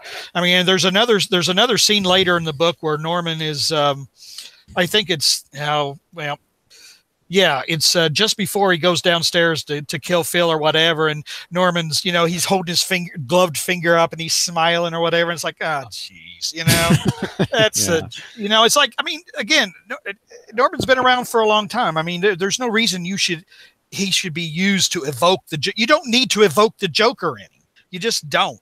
And some of his dialogue was a little bit too cartoonish. Supervillains with a nod to The Incredibles, supervillains monologue. They're just part of being a supervillain. But this was just a little bit too cartoonish for me. And the Mary Jane scene was just off. Wrong. That's what takes it down. But she's past this. She's okay with Stark being Iron Man, but Peter can't be. Oh no! Of course not. That doesn't feel right at all. Yeah, she's past this. It's almost like bad editorial mandate. Yeah. Mm-hmm. Mm-hmm. It's like if she was. But then again, it's like, first of all, wait a minute. Were you with this guy when you thought that he was a clone and you decided you were going to move to Oregon with him? You're willing to do that. Then I could go through a zillion other things, but then it doesn't make any sense. It just doesn't. But then again, one moment in time and one more day so thoroughly and go out the window. That makes no sense. I have no idea what. Yeah, that was just what? Well, you especially had to have Spider-Man go out the window so Osborn could see. So Osborn could see her. Yeah, exactly. It was Slott writing for the plot, forcing the plot. Well, which is even more baffling because Mary Jane already told that Ruby Lynn person that, hey, I'm going to take Peter home. So technically, her saying like, oh, it's harder to explain if you leave for the front door than if Spider-Man leaves out the window. It's like they already know Peter's at the apartment. Even if you walk through the forefront, yeah. Speaking of Ruby Lynn, Nick Lowe, wake up! Did anyone notice that the colorist can't decide what color Ruby Lynn's supposed to be? Mm-hmm. Like last issue, she looks like she's like she's Indian, like Pakistani or Indian or something like that, and now she's like Asian. When I look at characters, I don't see color, George. It's because your comics are black and white. So what you're saying, George, is she's like Carly Cooper and that with Carly Cooper's hairstyle. They couldn't decide on Carly's hair from one issue to the next. Yeah. Now I want to say one thing that's kind of for me that's kind of a con of this. I mean, it's not it's kind of a misgivings on the thing. Although I thought the reveal of Jonah was clever, there is a bit of a cheat in this and how it's constructed. Because who else was a member of Osborn's Gentleman's Club? Jonah was. Yeah. But notice how Osborn kind of says, well, this is my old gentleman's club. Now, if he had said our old gentleman's club, he would have given the game away. True. And so there's a couple things like that. And it's also so, and to me, seems like it was just the way it was kind of built up there. I mean, it was, even though it makes sense what would be Jonah, it's all at the same time, it's like, you're definitely kind of like, he has to kind of like purposely trying to obscure things in order to try to make this twist work. So especially if you like look at the dialogue and how it's constructed and everything, like there's even a mention where he even says like, that stupid, threats and menaces blogs, rather than saying your threats and, because again, if you just changed the certain pronouns, it would give the twist away. But in a way that was that's so. All right, I know you're known for your nerdy nitpicks, but come on. Come on. Well, I know that, but again, it's a good. I'm not saying that's my misgiving thing. It's a good twist still, but I'm just saying but I'm just saying that the way he kind of did it, he had to kind of fudge a little bit, in order to make it kind of work. That's legit. But I didn't think it was that much of a twist at all. I mean, I really didn't. There was no surprise that it was Jonah. I mean, because when you eliminate people, and even then, I don't think Jonah's first instinct would have been to call for help. I mean, he and Norman were friends for how long? I mean, I would think that he would address after the '90s. I think that with how that spectacularly ended. Or not. Yeah, but he still knew him. I mean, it wasn't like still address him. Norman, what are you doing? Norman, what is the meaning of this? Norman, you're out of your effing mind. Just so. But yeah, I mean, it was just once you eliminate who it couldn't be, right? So to me, there was no twist at all. Especially when you go to the wall, where like basically he's naming. Well, it's like, whoever he names, whoever he says by name on that wall, that person is not the person he's kidnapped. So it's either going to be Jonah or Harry. So, Peter, what did you think of the Mary Jane rejection of Peter right there, where she saw the suit underneath the shirt? I mean, that, as a Mary Jane fan, which you're one of the biggest ones I know, what did you think of that scene? Stupid. Just stupid. I mean, I read so many issues trying to go back into it, and Mary Jane has stated many times that she understands why Peter's Spider-Man. She supports why Peter is Spider-Man. Just go read Jerry Conway's Parallel Lives. You'll get it right there. You'll get it right there. And there's so many other issues. I think there was one in Sensational Spider-Man and Spec. Many issues have said, yeah, I get that you're Spider-Man. I get angry about it. But I'm still there. I'm still there for you. And this scene plays out like I can't love you. I do love you, but I don't like the fact that you're Spider-Man, which counteracts everything she said in the past. And if they're going with continuity issues here, especially with Norman, one of the things is when Spider-Man goes out the window, how come Spider-Man's spider sense didn't go off that Norman's watching him? Because he's got the Carnage symbiote. Yeah, but that goes because the back to- symbiotes do not trigger his spider sense. Right, but they should also be vulnerable to fire and sonic scream. I know, but that's always been the case with the symbiote thing. But yeah, I know what you think. But again, about the Mary Jane stuff, there's been like, this is like what, the third different reason that they've come up with now that why they can't be together. First it was, oh well, we can't be together because I put my family in danger, and or we can't be together because. Well, we can't be together because I want to have a normal life. And now it's like, oh, we can't be together because I'm worried. I don't want to stay up all night worrying if whether or not you come home, even though I dated a firefighter with the same name as you, and blah, blah, blah. Why? Just, I get that. I don't know. I mean, I'm guessing Slott doesn't really like the character.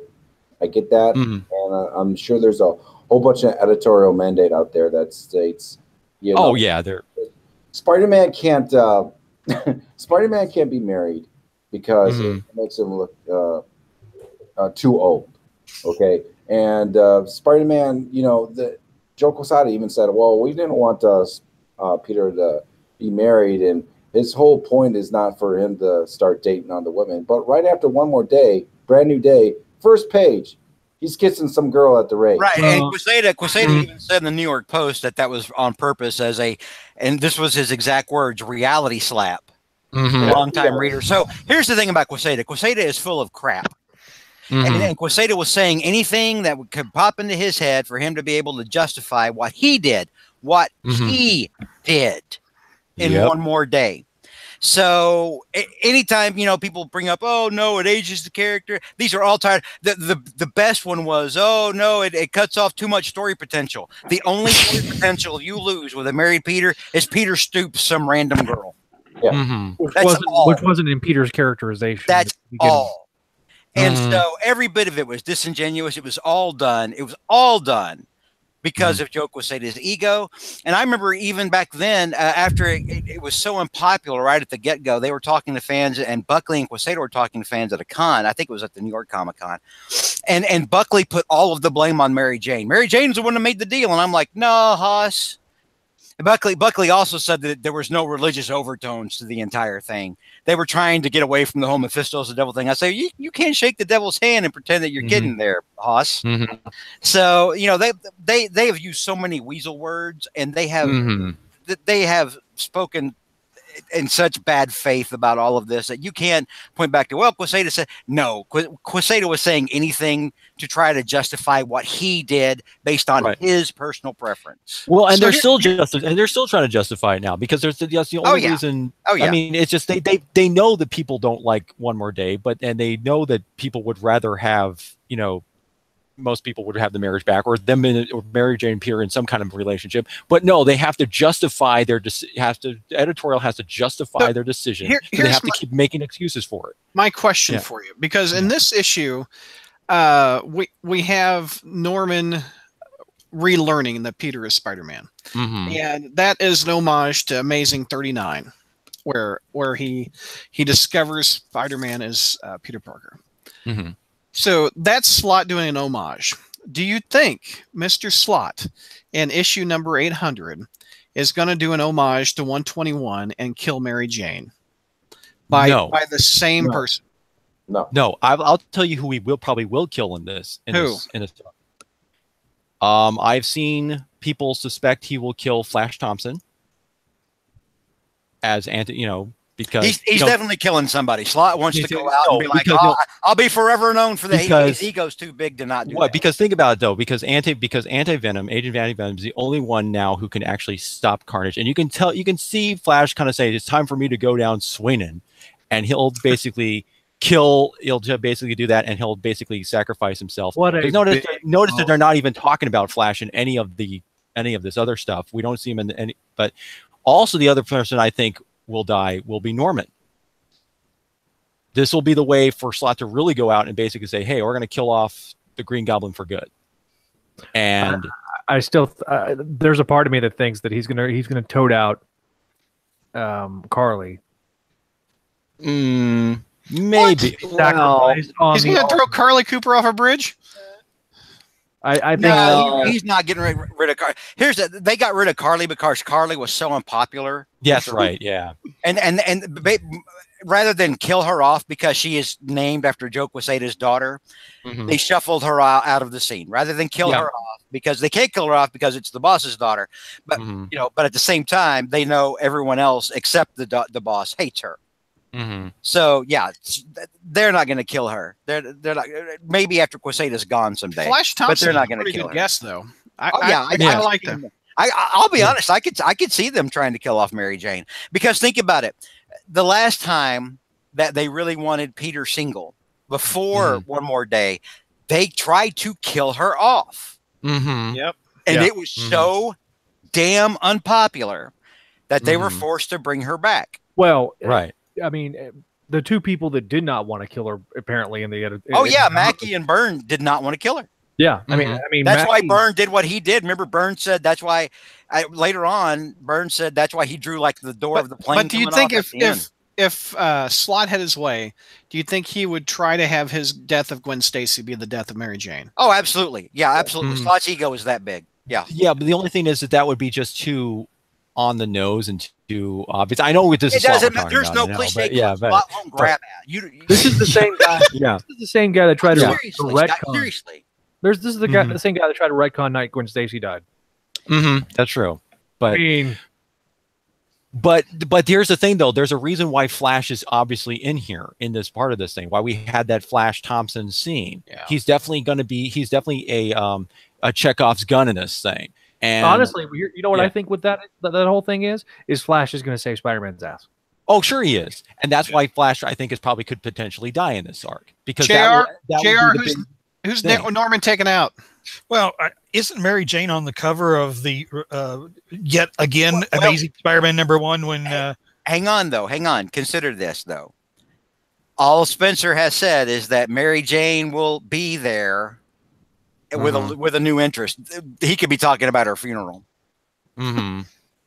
I'm just putting that out there. Here's the thing. I mean, I hate to say those things, but this is Marvel and it's Slott, and this is what these people do now. They only like to them like the greatest PR they can do is to piss fans off. There's a good question from Joshua Nelson on the YouTube chat. If Slott did kill off Mary Jane, would you guys stop reading the books? Yes. Oh, everybody. I think that would. They would probably. You would have to get new panels. Probably a lot of mass.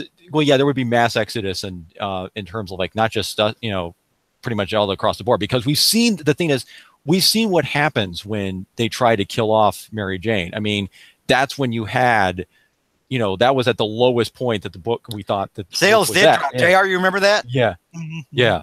Yep, there was anger over that. Now here's the thing though: would Marvel want to risk doing that again, knowing what the sales estimates are on the book right now? Yeah, I think Quesada would totally do that. Yeah.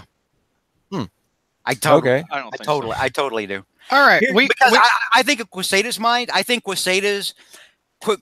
I think part of him is still angry that we didn't see his genius with One More Day and Omit. That we didn't all recognize that we were watching an opera from a maestro.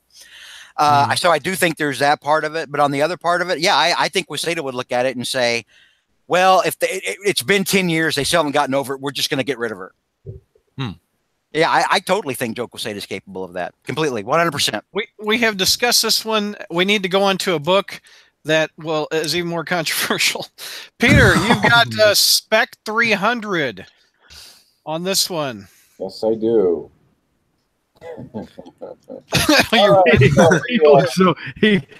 He looks so relaxed, aka so excited to be able to have to do this freaking book. Oh man, this book, man. Go ahead, Peter. Spectacular Spider-Man number 300.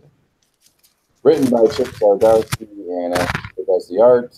So we find Peter in a jar of pickled peppers as he's completely nailed to the concrete on the street by this giant armed robot that the Tinker has created.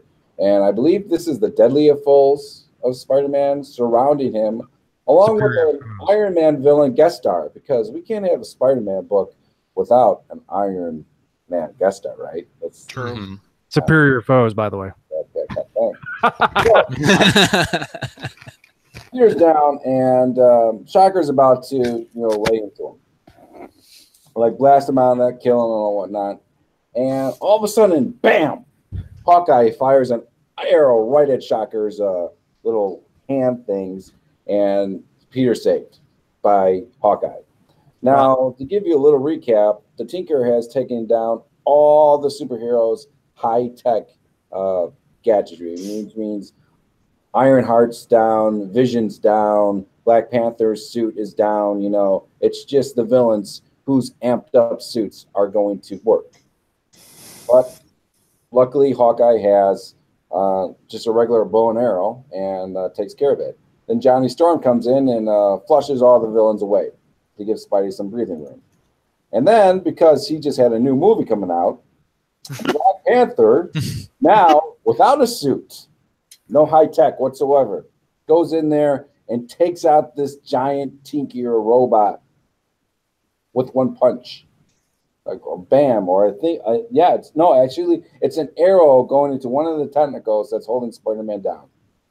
Yeah. With no suit. Yeah. No powers.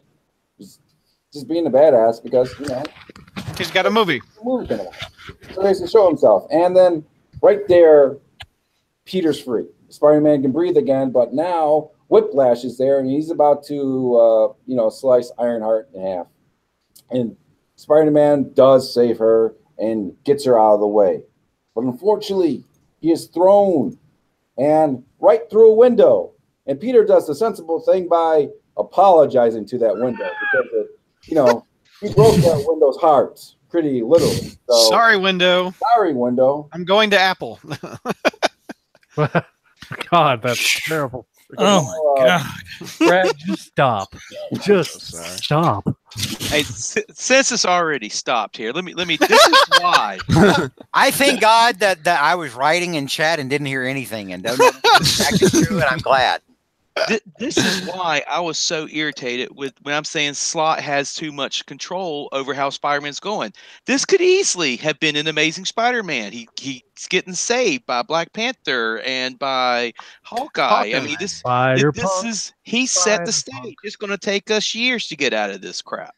I agree. The wimpy Spider-Man is contagious, like clones.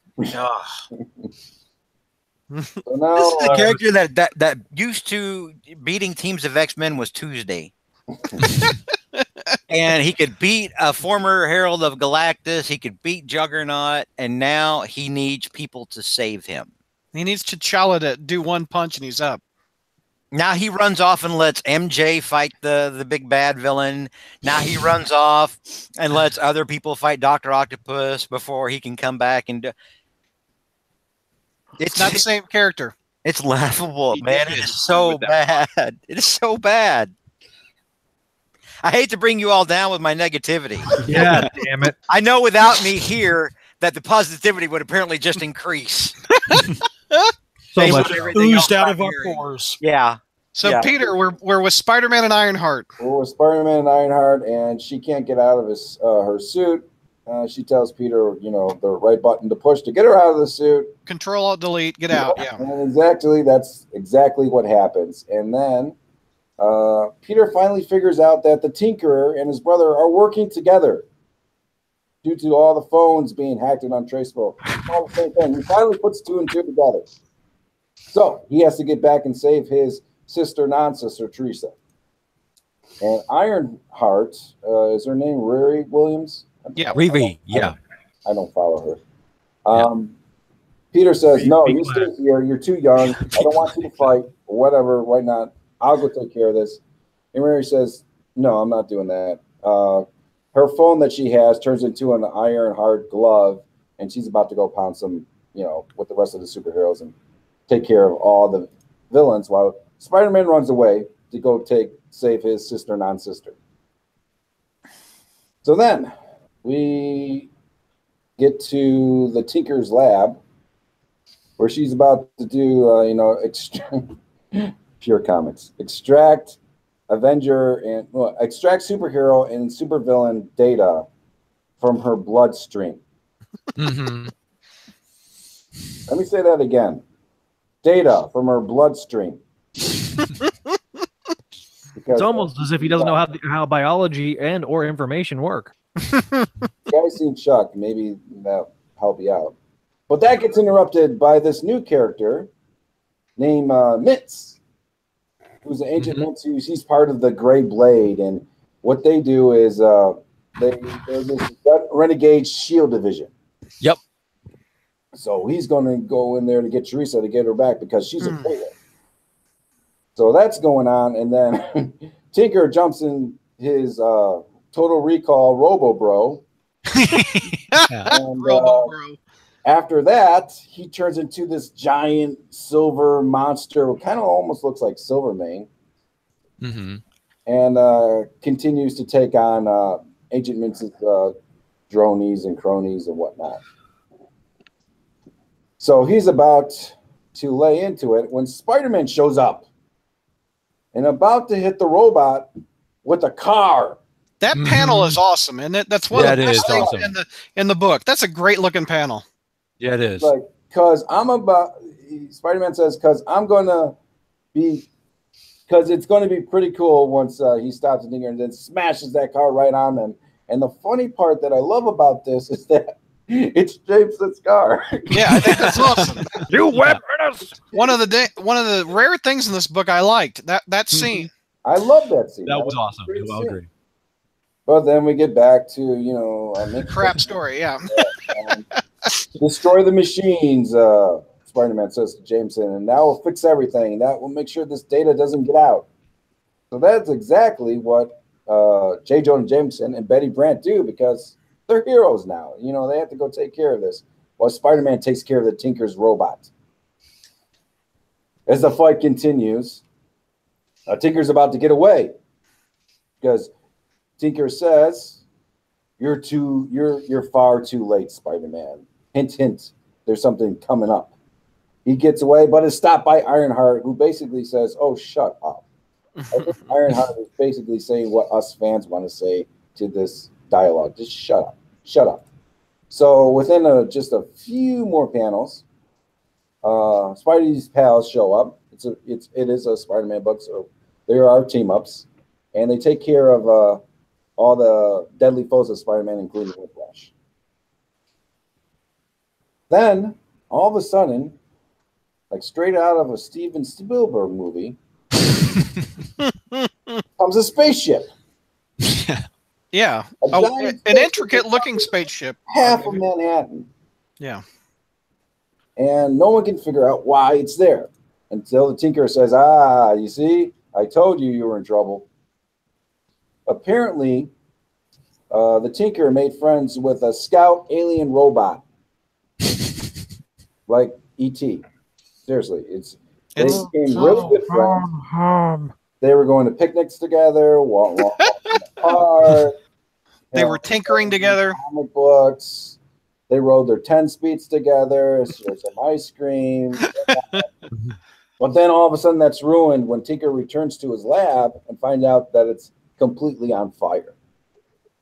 That's it. Like someone burned it up. He blames it on the super people. The villains, the supers did this. But unfortunately, in that fire are the notes on how to stop these aliens that are now arriving on Earth. So going more into a flashback. No. Don't worry, guys. I'm almost done. No, it's not you. It's a script. I'm trying to get through this. Tinker decides he wants his friend back, so he's going to make that same type of artificial intelligence in these cell phones that he's giving out to villains. So Spider-Man yells at him for that. You shouldn't have done that, but it is what it is. And both Johnny Jameson, Teresa, and Spider-Man are trying to figure out how to stop these aliens because it's death. Death is coming. Death. There is no savior unless Doom shows up. Let's introduce another character, please. Yeah, this book needs it. Doom has shown up, and the only way, because Spider-Man gets this bright idea, like right away when Doom shows up. The only way to stop this is to get the notes that the Tinkerer made, but they were destroyed in the fiber. So we need to get a DeLorean and go 88 miles per hour back in time. Dun, dun, Gotta get back in time. Because Dr. Doom, he's Dr. Doom, and he has a time machine that Spider-Man can borrow. Peter, it's your kids. It's your kids. It's your kids, Peter. Don't ever do that again, Brad. Ever. If you need a Doc Brown, I can provide that for you. I gave you Doc Brown. I gave you Peter Brown. Oh. Okay, go back. All right, so we arrive at Dr. Doom's lab, and Dr. Doom is making the calculations to light speed or time control. God knows what else. Maybe he's using his Easy Bake Oven. I don't know. But the time coordinates are in, and only Peter. Wait, Easy Bake Oven, is this a clone story? Oh! Wait, back up. Did I miss vital clone thing? I got this really bad itch right now. Oh my gosh. Okay, so Dr. Doom, sends. It looks like Jameson, Spidey, and Teresa back in time. Gonna go back in time. While he's takes care of all these alien robots that just showed up, and the Human Torch is there. But the thing is that once they went back in time, Dr. Doom's time machine broke. It blew up. Yeah. Guys, don't get too emotional about it. What do you want to bet when we come back from the time adventure in Spec? J. Jonah Jameson's not going to remember who Spider-Man is. Who thinks Spec's even going to be around after next picture? I'm dead serious. Go back to a #1 by this time. So what's your grade on this first story, Peter? It's a D. I'm giving it a D. I mean, the Jameson car smashing was great, but the rest, no. Who else read the book? George, I know you did not. More. Oh, I know. We'll do the Black Cat Okay. review in just a second. Let's go around. Who read it? Mike, you did? Yep. Okay, what's your grade, Mike? About the same. Yeah, D. Mark, what's your grade? D. JR. It's a D. Zach, did you read it? Yes. Okay, what's And your grade? F. Yeah. D- out of me. I don't think you can get. I think the art saved it, and that one scene saved it. But I agree. I really have no idea what's going on in this book. Oh no. This I'm book is confused. okay. This book is just overly bloated with bullshit. Oh yeah, he needs a good editor to trim these characters out and get up. Good editor. I like the Kirby. We don't have I like the that. Kirby hand. They're very little point. They don't hire editors anymore. Yeah. Oh no. Like they need to. Like there's so much fat on this. It's Okay. it's like a really bad fever dream. Brad wants to put this issue on a treadmill. See, but it's the first. No more Hostess drop cakes for you, Spectacular Spider-Man. See, here's the thing. It goes from it goes from this regular Spider-Man story that's okay, it's making the Tinker kind of a viable thread, that's fine. And then it veers off into Independence Day and then borrows the plot from the Terminator movies, pretty much. And now with a little Total Recall sprinkled in. with the little Total Recall thing on top of that. It's just like Awful. you're just like, what the heck? It's like, like literally goes, oh, you almost like the Joel joke and says, and then this guy just randomly shows up. It's like, oh, there's Dr. Doom. It's the I said this equivalent of an infomercial. I said this last month. It's like Zdarsky's like, this is my only time to write Spider-Man with other heroes. I'm going to shove as many in the sandwich as I can. I don't care if they are necessary or not. I'm just going to shove it till it doesn't. I really think it's like, from everything I'm hearing, it's like Zdarsky knows he's not going to be writing it that much longer. Oh, like, and this is his one shot, and he's putting it all he's got. And how Give much it all you she's got, Captain. And how much you want to bet when they do this little time travel thing the next couple issues, it's going to be Spider-Man and pals who actually set the fire to the Tinker's lab. All right, you're calling it right now. Because there's a key thing that Doom says in this thing. He says, well, given all the times people have traveled back in time and messed up the time stream, your actions cannot change your actions of the past cannot change the present. So they basically taking the lost rules of time travel where whatever happened. So they're going to do like a whole. He's going to do a whole thing where it's going to be like a total time loop type thing where they inadvertently cause the thing where they cause the fire and everything it's like a that. loop. Yeah, it's it's gonna happen. Yeah. Peter, what is your biggest pro or con out of this book? Well, my con is really the entire book. Yeah. And, Perryman looks like Marvel he's had a team up. It's a Marvel team up. I shut him down with that whole time loop. It's explanation. Look at poor George. Look at poor George. He's just nodding. You all right, George? George, you need to start Are we bringing you guys? So the whole book is the con. That's what we're getting from the reviewer. I would agree with it too. The Black Cat story, however, was a lot better, Peter. Black Wait a Cat minute. was actually You're missing the best pro of the whole book. Oh, what was it, Mark? The fact that the whole origin of the Tinker is about that he was an alien and working with aliens, and then they switched it that no, it wasn't an alien, and now they're bringing it all back. He's back with the aliens. This is an incredibly bad fever dream. I'm telling you, It's awful. this is awful. like But and this like hit Darcy a level got that was drunk so at a bad, creator it becomes summit. a pro. You guys, we give Slot a hard time, but this Slot stories are better than this. a lot of Shakespeare compared to this. Like, would you not agree? Stories caused this. Slot stories cause this? Yeah. No, Now wait a minute.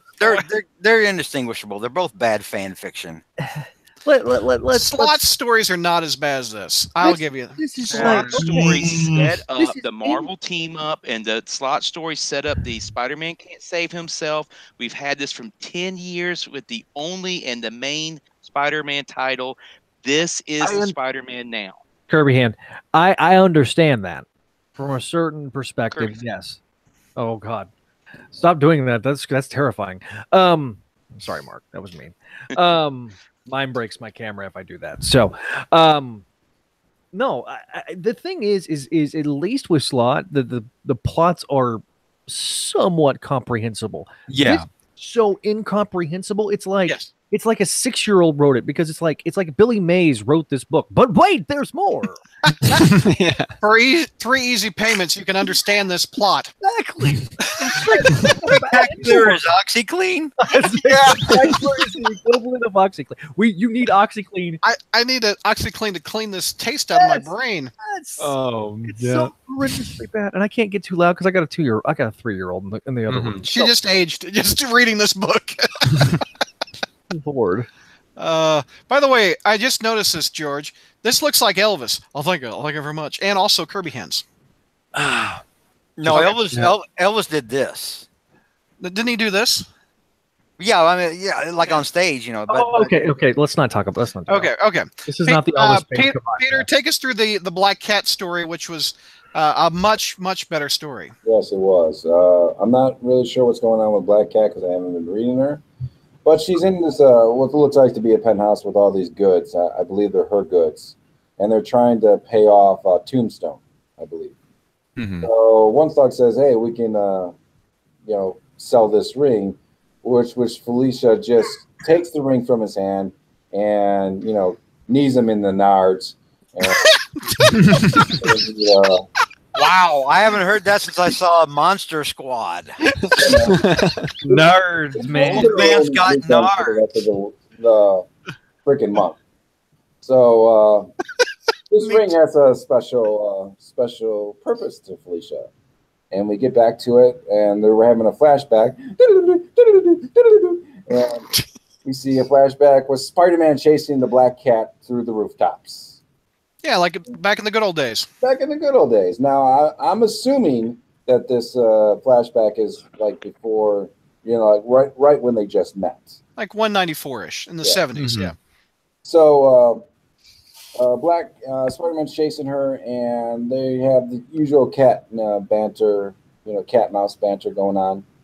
And I guess the diamond that she stole, she takes it out, and she does the most thing we never ever seen her do, is that she proposes to Spider-Man right there. Will you marry me? Which is kind of like an homage to what's going on in Batman. Yeah. Yeah, it's deliberately cribbed from that, actually. Yeah. It's like, hey, Batman, we know what you're doing. Look what we did. We have a proposal right here, and will you marry me? Right there. Exactly. But this is just black. I wish Ashley was on the show so we could hear her reaction to this story too. You probably squealed.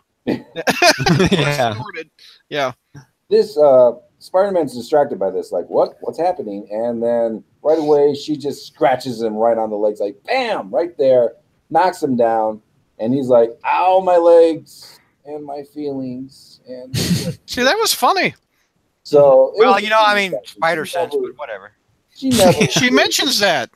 Yeah, she takes that into account. Takes a lot of distraction to overcome that spider sense of yours. Exactly. To overcome. Okay. It's a sensory thing, but you can overcome it. Sure.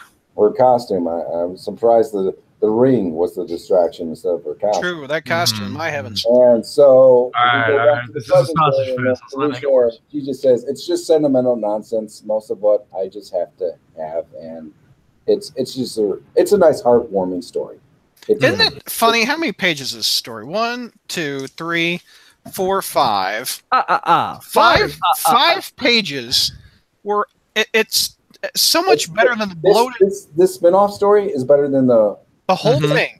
Yeah, exactly. The whole thing. You know what also was better was the cover montage of Spec for the last 300 issues. That wasn't bad. I enjoyed looking at those covers than I did reading the main story. I was about to say that was my one pro of this book was those covers. We haven't heard from you, JR. What was your thoughts on that main story, by the way? That confusing story. It's one of those things that if, for example, we were to find out that there was a hard drive crash with the rest of the story and it was permanently lost and would never be resumed and we would never know what happened, I would be perfectly fine with that. You're saying if this never got resolved, like Facade. Yeah, please let this be. I would rather Facade be resolved. I mean, if you ask me which one I cared about most being resolved, Facade would be it. I mean, when they go back in time, they'll solve that too. Were you as confused as I was, JR? Well, I don't know, Brad. I think that's a relative thing. Your state of confusion. That's already really high, John. Yeah, but no, I don't know what's going on. Me neither. I mean, I really don't. I mean, I don't. I got no clue. 50s or 1999. Yep. It's the ET thing or whatever. The Tinker finds a buddy from space. What? No idea. It's like, no, wait a minute. That's not the Tinker. How much did we pay for this book? How much is this? How much did we? It's going to be less than we're going to pay for. I was about to say, how much? 800. $6. We paid $6 for it to be to Yeah, at least it's not $10. But hey, swell cover. Yeah. The cover it doesn't even do it for me. The variant, the Alex Ross homage to Spec 1 from the magazine was a better cover. But anyway, you got me distracted by covers there, Texas. All right. Another reason I'm damn sure not paying $10. Buy number 800. Did y'all also notice that on 3 different pages of this 5-page story, there's a little Chip Zdarsky and Goran, what's his name, Parlov, little box. Yeah, the artistic signature. They signed their signature several times in the pages. I wonder if this was meant to be some sort of goodbye. I don't know. I was trying to figure that. Like some kind of an auction, like a special auction, like specialty art pieces, like they could hang on people's walls or something. Maybe. So real quick, this has been a long show. We're gonna Zach, you probably got to go first. So you want to briefly catch us up on Scarlet Spider. What's going on? Last I read it, real quick. Well, George just left. So. The Slingers came back. Yeah, Slingers came back. The Slingers returns. Peter David writing it. Peter David's been writing it. Will Sliney did the Slingers arc. I love how George went to go piss right now, and or bake cookies with some flour. I can't continue to do gestures. I'm sorry. The Douglas filter won't let me. I'm so sorry. All the middle finger emojis to all of you.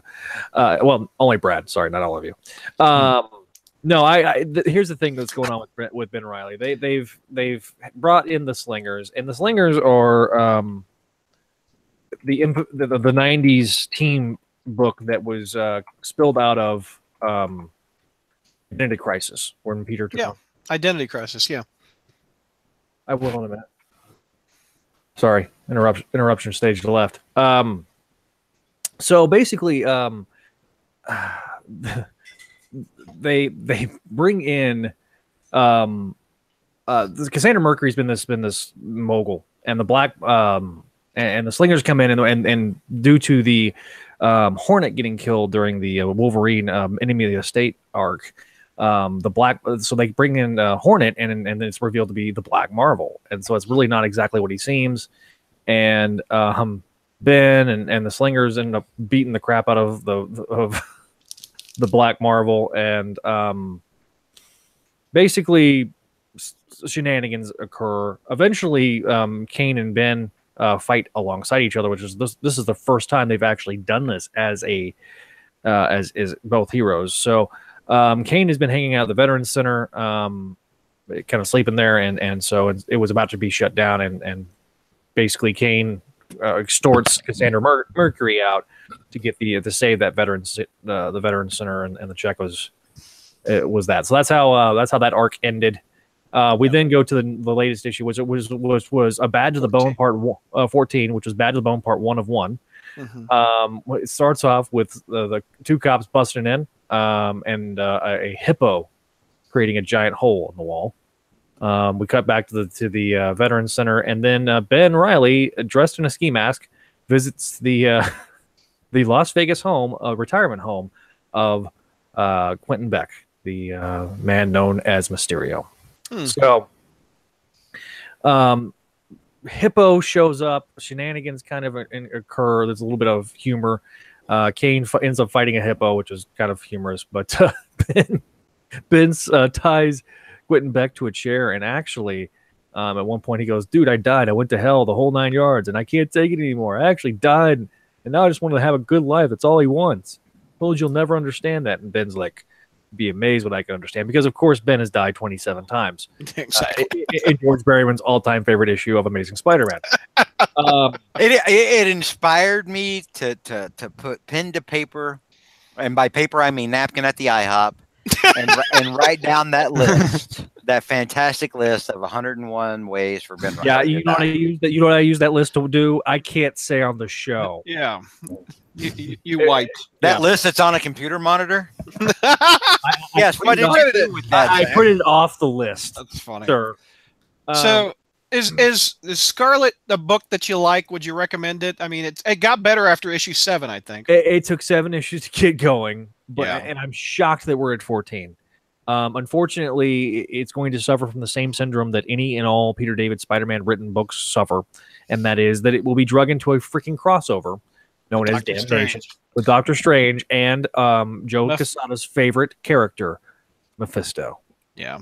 So we'll see if suppose people were asking, "Oh, is it going to recognize Ben Reilly?" And everybody's like, "You'll see." Oh, our old buddy Enigma sent me a message on our message board. Sent me a private message saying apparently Quesada has set his sights to ruin Captain Marvel next. Yeah, he's going to be illustrating that. Whatever keeps him off Spider-Man, dude. Anyway, we'll see what happens. This is actually wrapping up a plot thread that Peter David had during his Friendly Neighborhood run, which is impressive. Yeah, the Mysterio stuff. Yeah, Mysterio stuff. Yeah, and tying it into this Damnation thing. We'll see what happens. I'm not looking. I will not be reviewing the Damnation storyline. I will only be reviewing the tie-ins. So, if you want to see more, check it out on the front page. I give it. I think I gave it 3 stars on the website. What's that? A C? Book. Yeah, a C. I mean, what drug this one down? This was a lot of fun. I know I kind of glossed over some stuff, but there were some fun aspects. I mean, the hippo subplot was kind of hilarious. Yeah.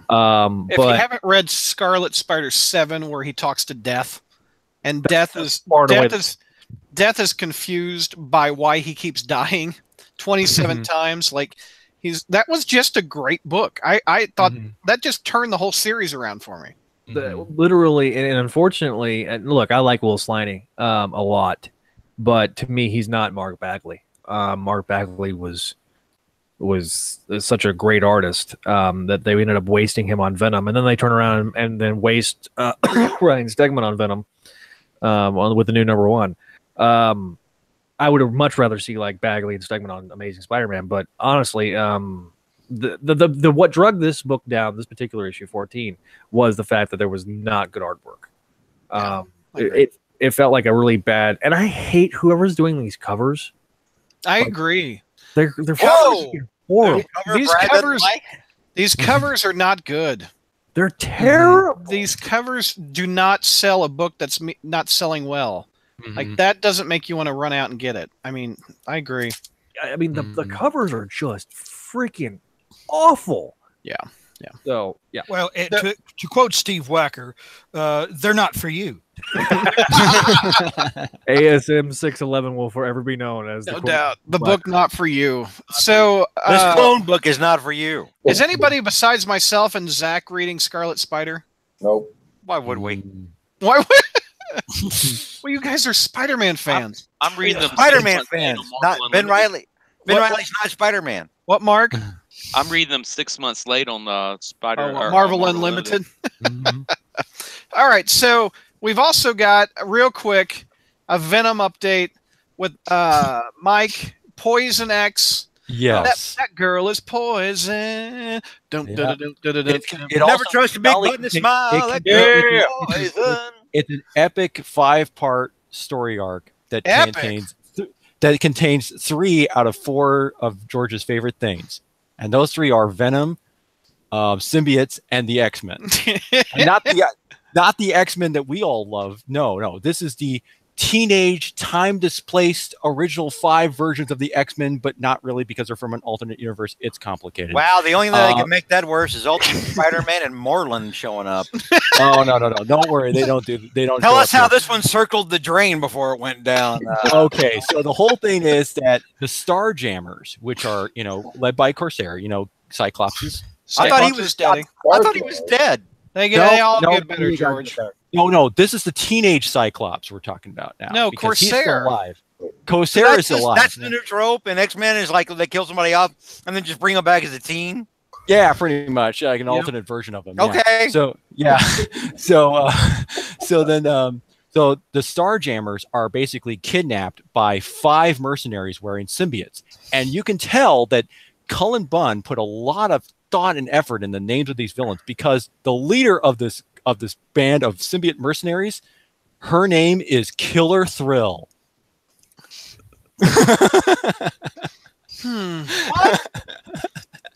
Killer Yeah. Thrill.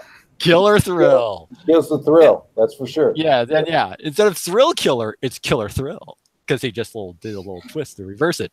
So then the teenage X-Men, they realize that, oh my gosh, we got to save Cyclops' daddy. So they turn to the symbiote expert Venom, because hey, he knows all about these symbiotes.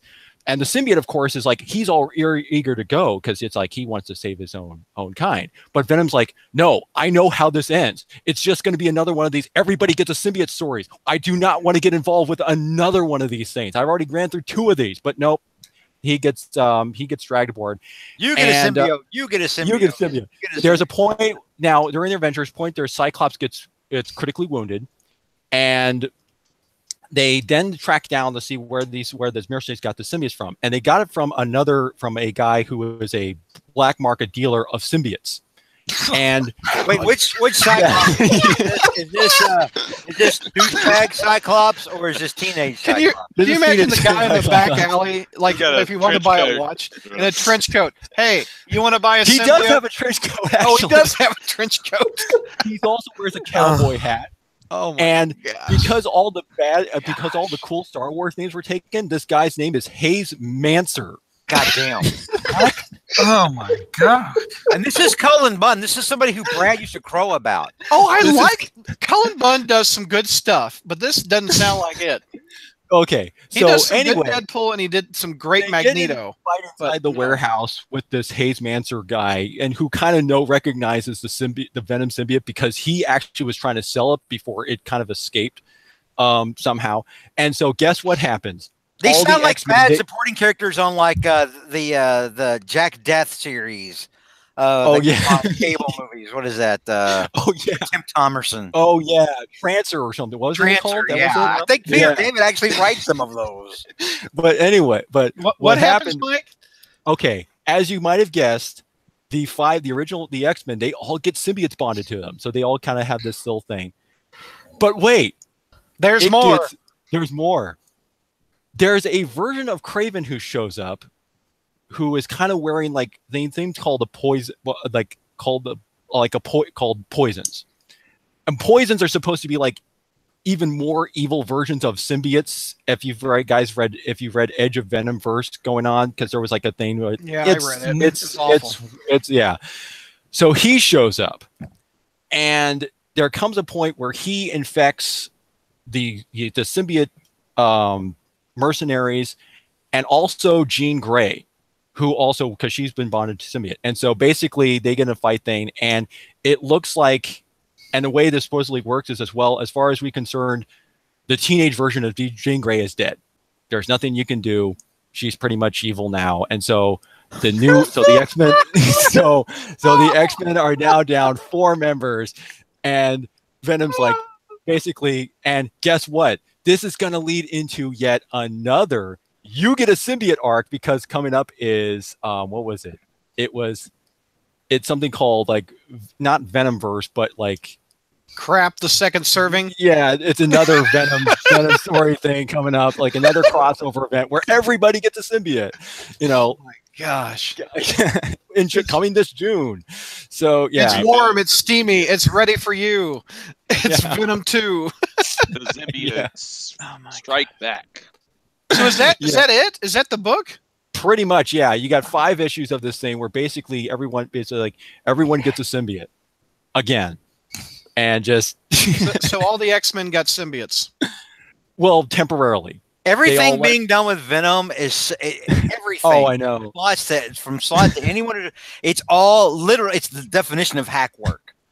Yeah, just being done to bilk you out of money, and it's working. Anyone who's paying for this, you're part of the problem.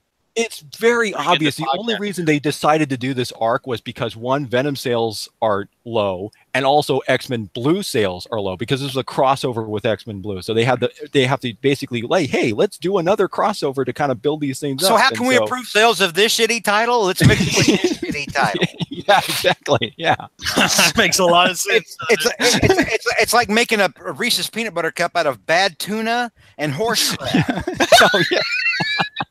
What would you call that? Crap cup.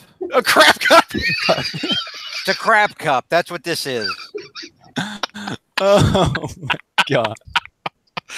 Oh, it's a crap cup. Oh. All right. So this leads into another Venom series. Is that what you're saying? Of course it does. It does. It does. Yeah. Coming this summer. Venomized. That would be it. Venomized. So it's Venomized is where all the heroes get a suit.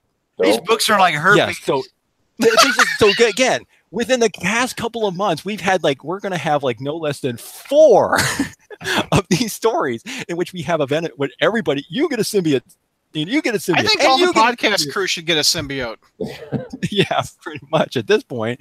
This called has been, Bernardo said, I would not want a crap cup. That's no doubt, Bernardo. You don't want that, sir. All right, so what was everybody's pros and cons of that? Symbiote Bro adds that all the symbiotes from the homeworld are all been stolen. So that's how they're going to explain how everybody's going to get a symbiote in Venomized. That's an interesting way to end this show. We'll take a couple questions from crap cups. With crap cups is how we're ending it. Enigma says, yes, George. At this point, the symbiote is like an STD. Yeah. Enigma, it has been for a long time. Dude, that's why you bag and board for protection. Yeah, okay. Wrap it before you tap it, kids. No doubt. Wrap it before you file it. Okay, so we'll take questions from the YouTube chatters. What would you like to hear, or what would you like to ask our panelists? What would you like to hear? What would you like to hear? If I may. Yo, go ahead. You read it? No. Okay, what do you want to say? I'm glad Peter? to see you have better sense than that, Peter. I do have better sense than Georgia. If I can share my screen right now and give you guys a sneak peek at who's coming in for Spider-Man cosplay on Monday, that will be published. Yes. Yeah. Want to see that? Peter, please, let's see that. Peter has been writing some great articles about cosplayers on the front page if you haven't checked it out. Spider-Man cosplay. Very nice. You ready? Hit it. Whoa. Oh, My heavens. There she She's is. beautiful. Mary Jane. What is the cosplayer's name? I have to look it up. But Oh. I wonder if that's a wig or not. that is a wig, yes. It looks okay. It looks great. Mm-hmm. I also, Peter's made a I Heart Crawl Space thing, revamped what I used to do at the conventions and had people hold these up. And if you want to take a selfie with this, we'll share it on social media. So just print off the image Peter made. That's cool. When does that Spider-Man cosplay go up? That goes. That one goes up on Monday. Oh, good. Look I've for that. enjoyed. I have too. Yeah, I've enjoyed it. That first one. M. What was her name? M. Hold on. The Mary Jane that already went up on the site. Right. I have to use their handle names. Yeah, that's what I was saying. Oh, let me just- Vinkman on YouTube says, "Wowzers." I'm trying to remember what her handle name was because her Instagram was really cool too. Yes. She had like a lot of really neat stuff on the Instagrams. Hang on, let me see if I can pull it up cool. on the site because of the name. Fast as I can. Also, Peter's Chu EMMCH. Yeah. Peter's been gonna do articles about Mary Jane and Peter. He did a great article about the 5-minute story that Peter David did years ago.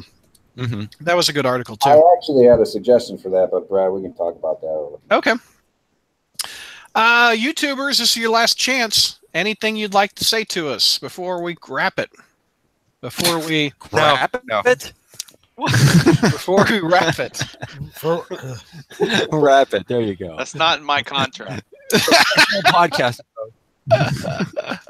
Yeah, that's funny. Are there any? Joshua says, "Are there any Carnage stories out there that you guys actually like? Because I plan on doing an Overlooked Gems piece on one in particular." The very first one, The first one's probably the best one of the bunch. Yeah. where he's busts out of prison just on murdering. Robert says, "Are you looking forward to the Shazam movie?" Yes, You are. I am. I don't know what I'd think of Zachary Levi in that costume. So I met Zach. He's a great guy, and Really? he's built up. He did a podcast. Michael Rosenbaum, who played Lex Luthor on Smallville, did a podcast, and he got interviewed. And it's really deep on these two actors, but Zach is actually built up. And if you've seen some of his work on Chuck, think of Shazam. I have seen all of Chuck. I have watched season. You like that? It's great. And, It's a good show.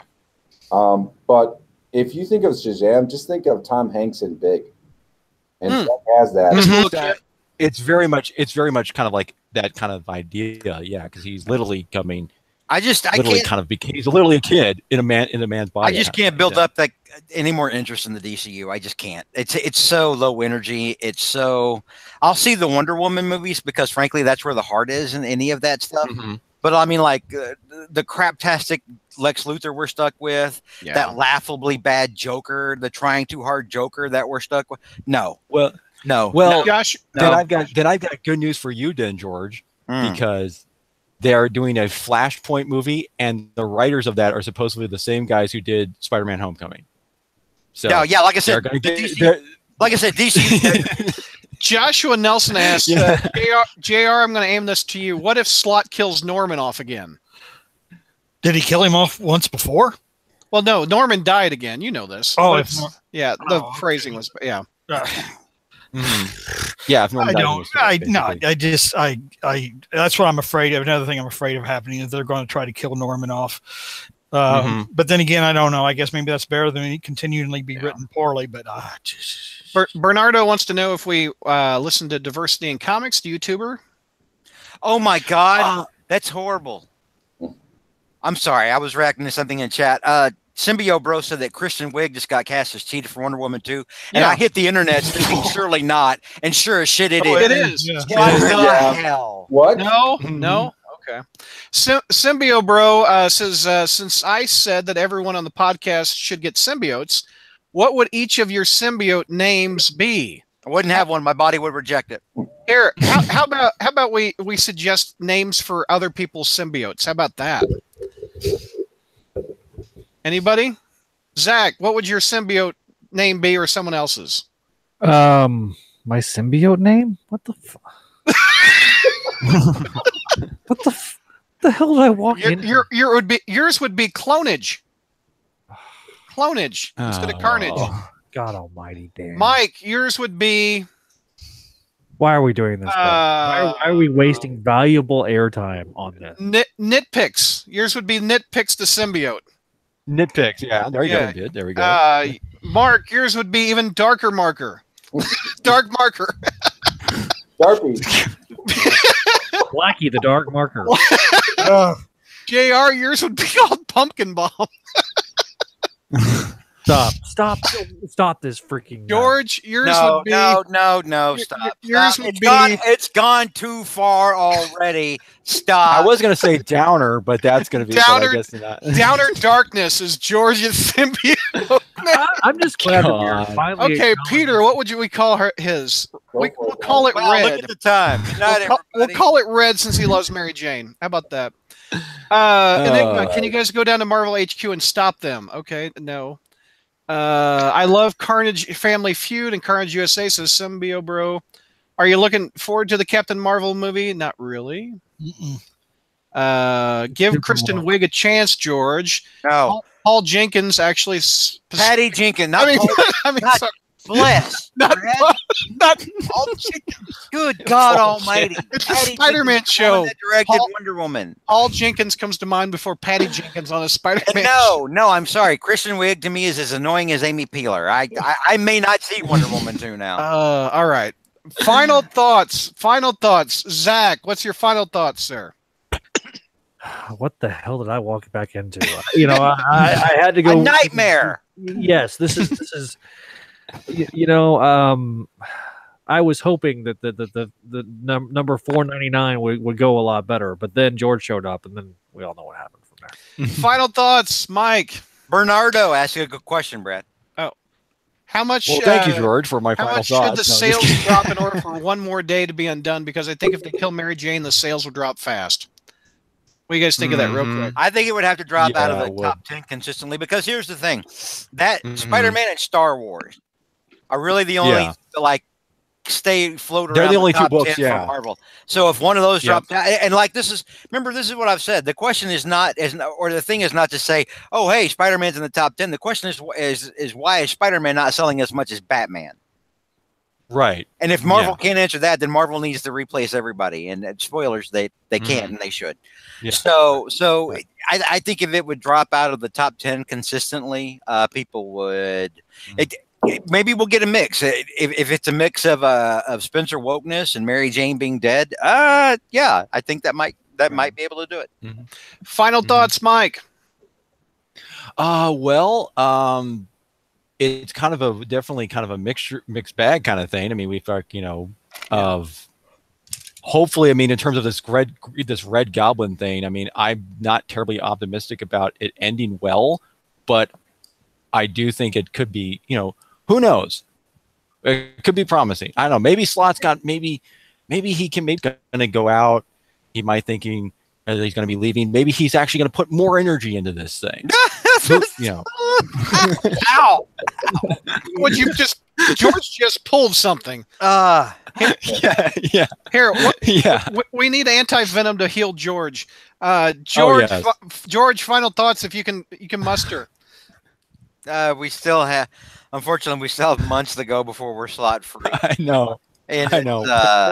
And we're counting the days. There's going to be a halcyon moment when when what's being published is no longer Dan Slott, and what's about to be published is going to be Nick Spencer, but is not Nick Spencer. There's going to be like a 2-week window where technically Dan Slott is not the writer and Nick Spencer is not the writer, and it will be a halcyon Elysian time. That's fine. Joshua's asking if we want to give our thoughts about Nick Spencer leaving. I know we're doing final thoughts, but we've kind of talked about that. You mean Nick Spencer arriving? Yeah. Yeah, I mean, it's been officially announced. I mean, yeah. We've said it on previous shows. If we get the superior foes, Nick Spencer, I think we're happy. If we get the, we all know what Joe thinks. So Joe, I called George Joe. You're drunk. No. I'll point while Spidey Dude is fumbling his joke. I'll point out that that the outgoing Spider-Man writer just deleted his Twitter, and the incoming Spider-Man writer has a protected Twitter that he won't let anyone see. Think about that. Yep. That's where we are now in Spider fandom. Well, what's your thoughts on that? Are they doing that because they don't want other people to see what they're saying? It's laughable. What's your opinion on it, George? I think I think maybe they're too. I know Spencer is, but I suspect the same as Slott, and that's why he's retreated to Facebook. Is that they're tired of getting so much flack for their wokeness, and they want to try to go somewhere where they can control what they control better what they hear. I'm sure Slott probably got tired of having to block 47,000 people daily. So I think that's a little mixed. That's where we're at right now, and I'm kind of crossing my fingers that I thought maybe CC Bilski. I mean, my head was going like, "Hey, Slott, you need to stop giving Christos Bond.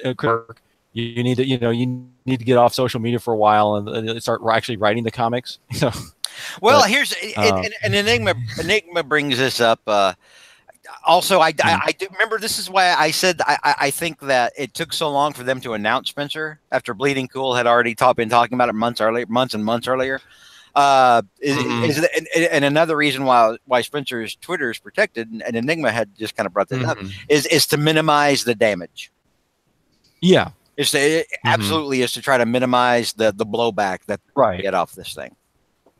All right. Oh yeah, from Secret. I'm sorry, I didn't mean to interrupt you, Mike. It's all good. Well, honestly, part of the reason I think that Spencer did get off Twitter was because the schedule that he was going to be writing with ASM is going to be far more demanding if they keep the same schedule of 24 issues a year, and there needed to be enough of a buffer for him to be not fall behind. Not that I don't think Spencer is capable of doing 24 issues a year, because I know he's written multiple books in the past. He's certainly probably far more efficient with his writing than Slott. Sorry, that was a dig at his frequent use of Twitter. But I think that, but I also think that there may have been some trepidation with the EIC change. And I think they were too far down the process to not do this. Yeah. Let's see. I haven't gotten a JR final thought. JR, final thought, sir. I tell you, I had a conversation with my son not too long ago. I told him I'm seriously thinking of giving it up after 801. I mean, I just see I don't see any. I just don't see any hope. I just don't. When Nick Spencer is talking about going back to basics, I'm going to go back. That killed me. It's brand new day 2.0. And another number one. I mean, Marvel has learned nothing. Nothing. It's like, what's the point anymore? And if Norman really gets killed, I don't know. I mean, supervillains don't get killed. I mean, they don't really, but. I won't be happy. He got stabbed in the chest with his own glider. I think. Yeah, I know. He can take a hit. Yeah. Short of decapitation. All right. We've got Peter. Final thoughts. Yeah, your reviews that are getting that's saying George is bringing us down and any kind of negativity. I'm just going to say right now, that's not negativity. It's passion for the character, and we are expressing. It's negativity. For our character. for anything clones anyway. I mean, if something good happens, I see you guys praise for it. If something bad happens, I mean, if a dog took shit on my lawn, and I'm going to say, "Hey, that's great. I love that." Thank you so much. Thank you. Look at the Wait, are you comparing George to dog shit? No, that's all he's comparing. God bless Zach. Oh, I give up. I give up. I'll bring puppets next time, and I can break it. Oh my gosh! By the way, before I get Mark's final thought, Joshua says JR is giving it up. Damn! After reading Spider-Man for 90 years, JR is going to throw in the towel.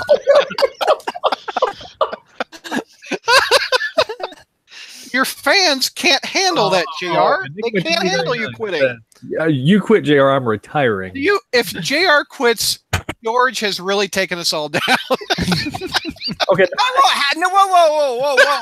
JR's gonna quit if they kill the Green Goblin, and because Spencer coming in is like, oh, it's back to basics and we're relaunching in #1. So that's my fault? Yes. It's my dimpled rear. Don't. Hey, George. Yeah. I don't want to hear from you. I'm done with you. I love you, bro. We all love each other. Oh my god.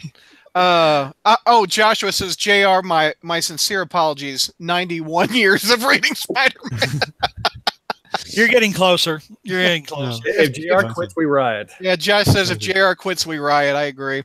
Mark, final thoughts, sir. Two final thoughts. One, I'm ending this with a positive note. I'm changing all my grades to A+. I am on board. I love the Mary Jane tease. I think it's excellent writing. I love the aliens and Spectacular Spider-Man. This is fantastic. Mark is pandering for positive iTunes references. Yeah. I missed a lot before I got on the show. And speaking of pandering, I want to throw in a plug for the Cobwebs. The one that's up this month will keep coming up. It's the bracket. You get on there, you vote for your favorite Spider-Man suit. I voted. Easy to do. I voted, and I don't even do sports brackets and stuff, but I voted. Very cool. Brackets are so hard to figure out. What the hell is wrong with you? I'm gonna go get a dog and go to your lawn. He is from Missouri. Come on, dog. Let's go to George's lawn.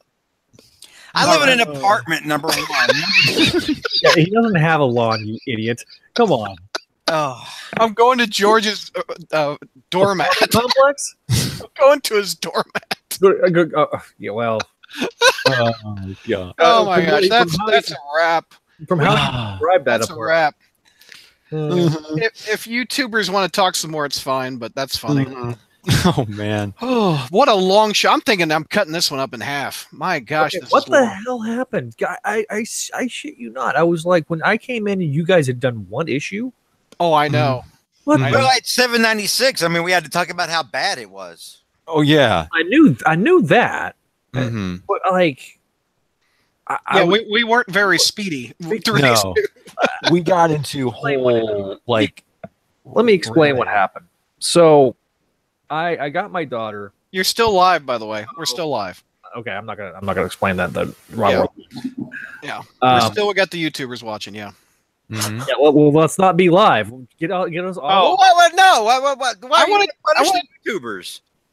The suck was monumental with that issue. Zach's enigma. We can talk about that, Zach, off air. But and Josh says the show would be boring if you all praised the comics. Differing opinions are what kept the world interesting. Very true. Well, A+ for everything. Let me say for the record, while we're still live. Yeah. I was just kidding with George. George is not a fun sucker. What? A fun sucker. A fun sucker. He's not a Stop helping me, you jackass! I've never heard the word fun sucker. You're a fun sucker. Oh God, these are my friends. Oh! You said far worse things about you fun sucker. Somebody just called the fun out of the room. Okay, that was my nickname in junior high. The fun. No, you don't want to have that name in junior high. That's his symbiote name, Brad. We got it. Oh my God, symbiote name is Fun Sucker. Wow, look at the time. I wish I could stay. day. Oh, George, no, for real, George. I know that the people on the iTunes reviews sit there and just and like they liked it. George is an easy target. Okay. Oh God, that was funny. George is a good guy. Okay. George is. All you guys are good guys. You're kind of sketchy, Jomo. Oh, go fun suck. Oh God. The Missouri educational system. I know JR is running on a rant about that. Oh, let's not go into there. Oh, anyway, that's a good insult. It's kind of like what is it? Shock with Peter David in 2099. Well, that can be our word. Fun sucker. No, I'm vetoing that right now. That's not going to be our word. So anti-venom cures pain. George goes up, gets a little symbiote on somebody, and sucks the fun right out of them. Why am I laughing at that? All right. Good night, everybody. All right, I agree. I agree. All right. Good night, folks. Good night, everybody. Thank you for staying up so late. Hey, thanks for having me on, guys. Oh, George. Nice seeing you, Chunktown and Dark Mark. Thank you, Mark and Peter. It was good to see y'all. Yeah. See you guys. See you guys. Fun suckers. Wow.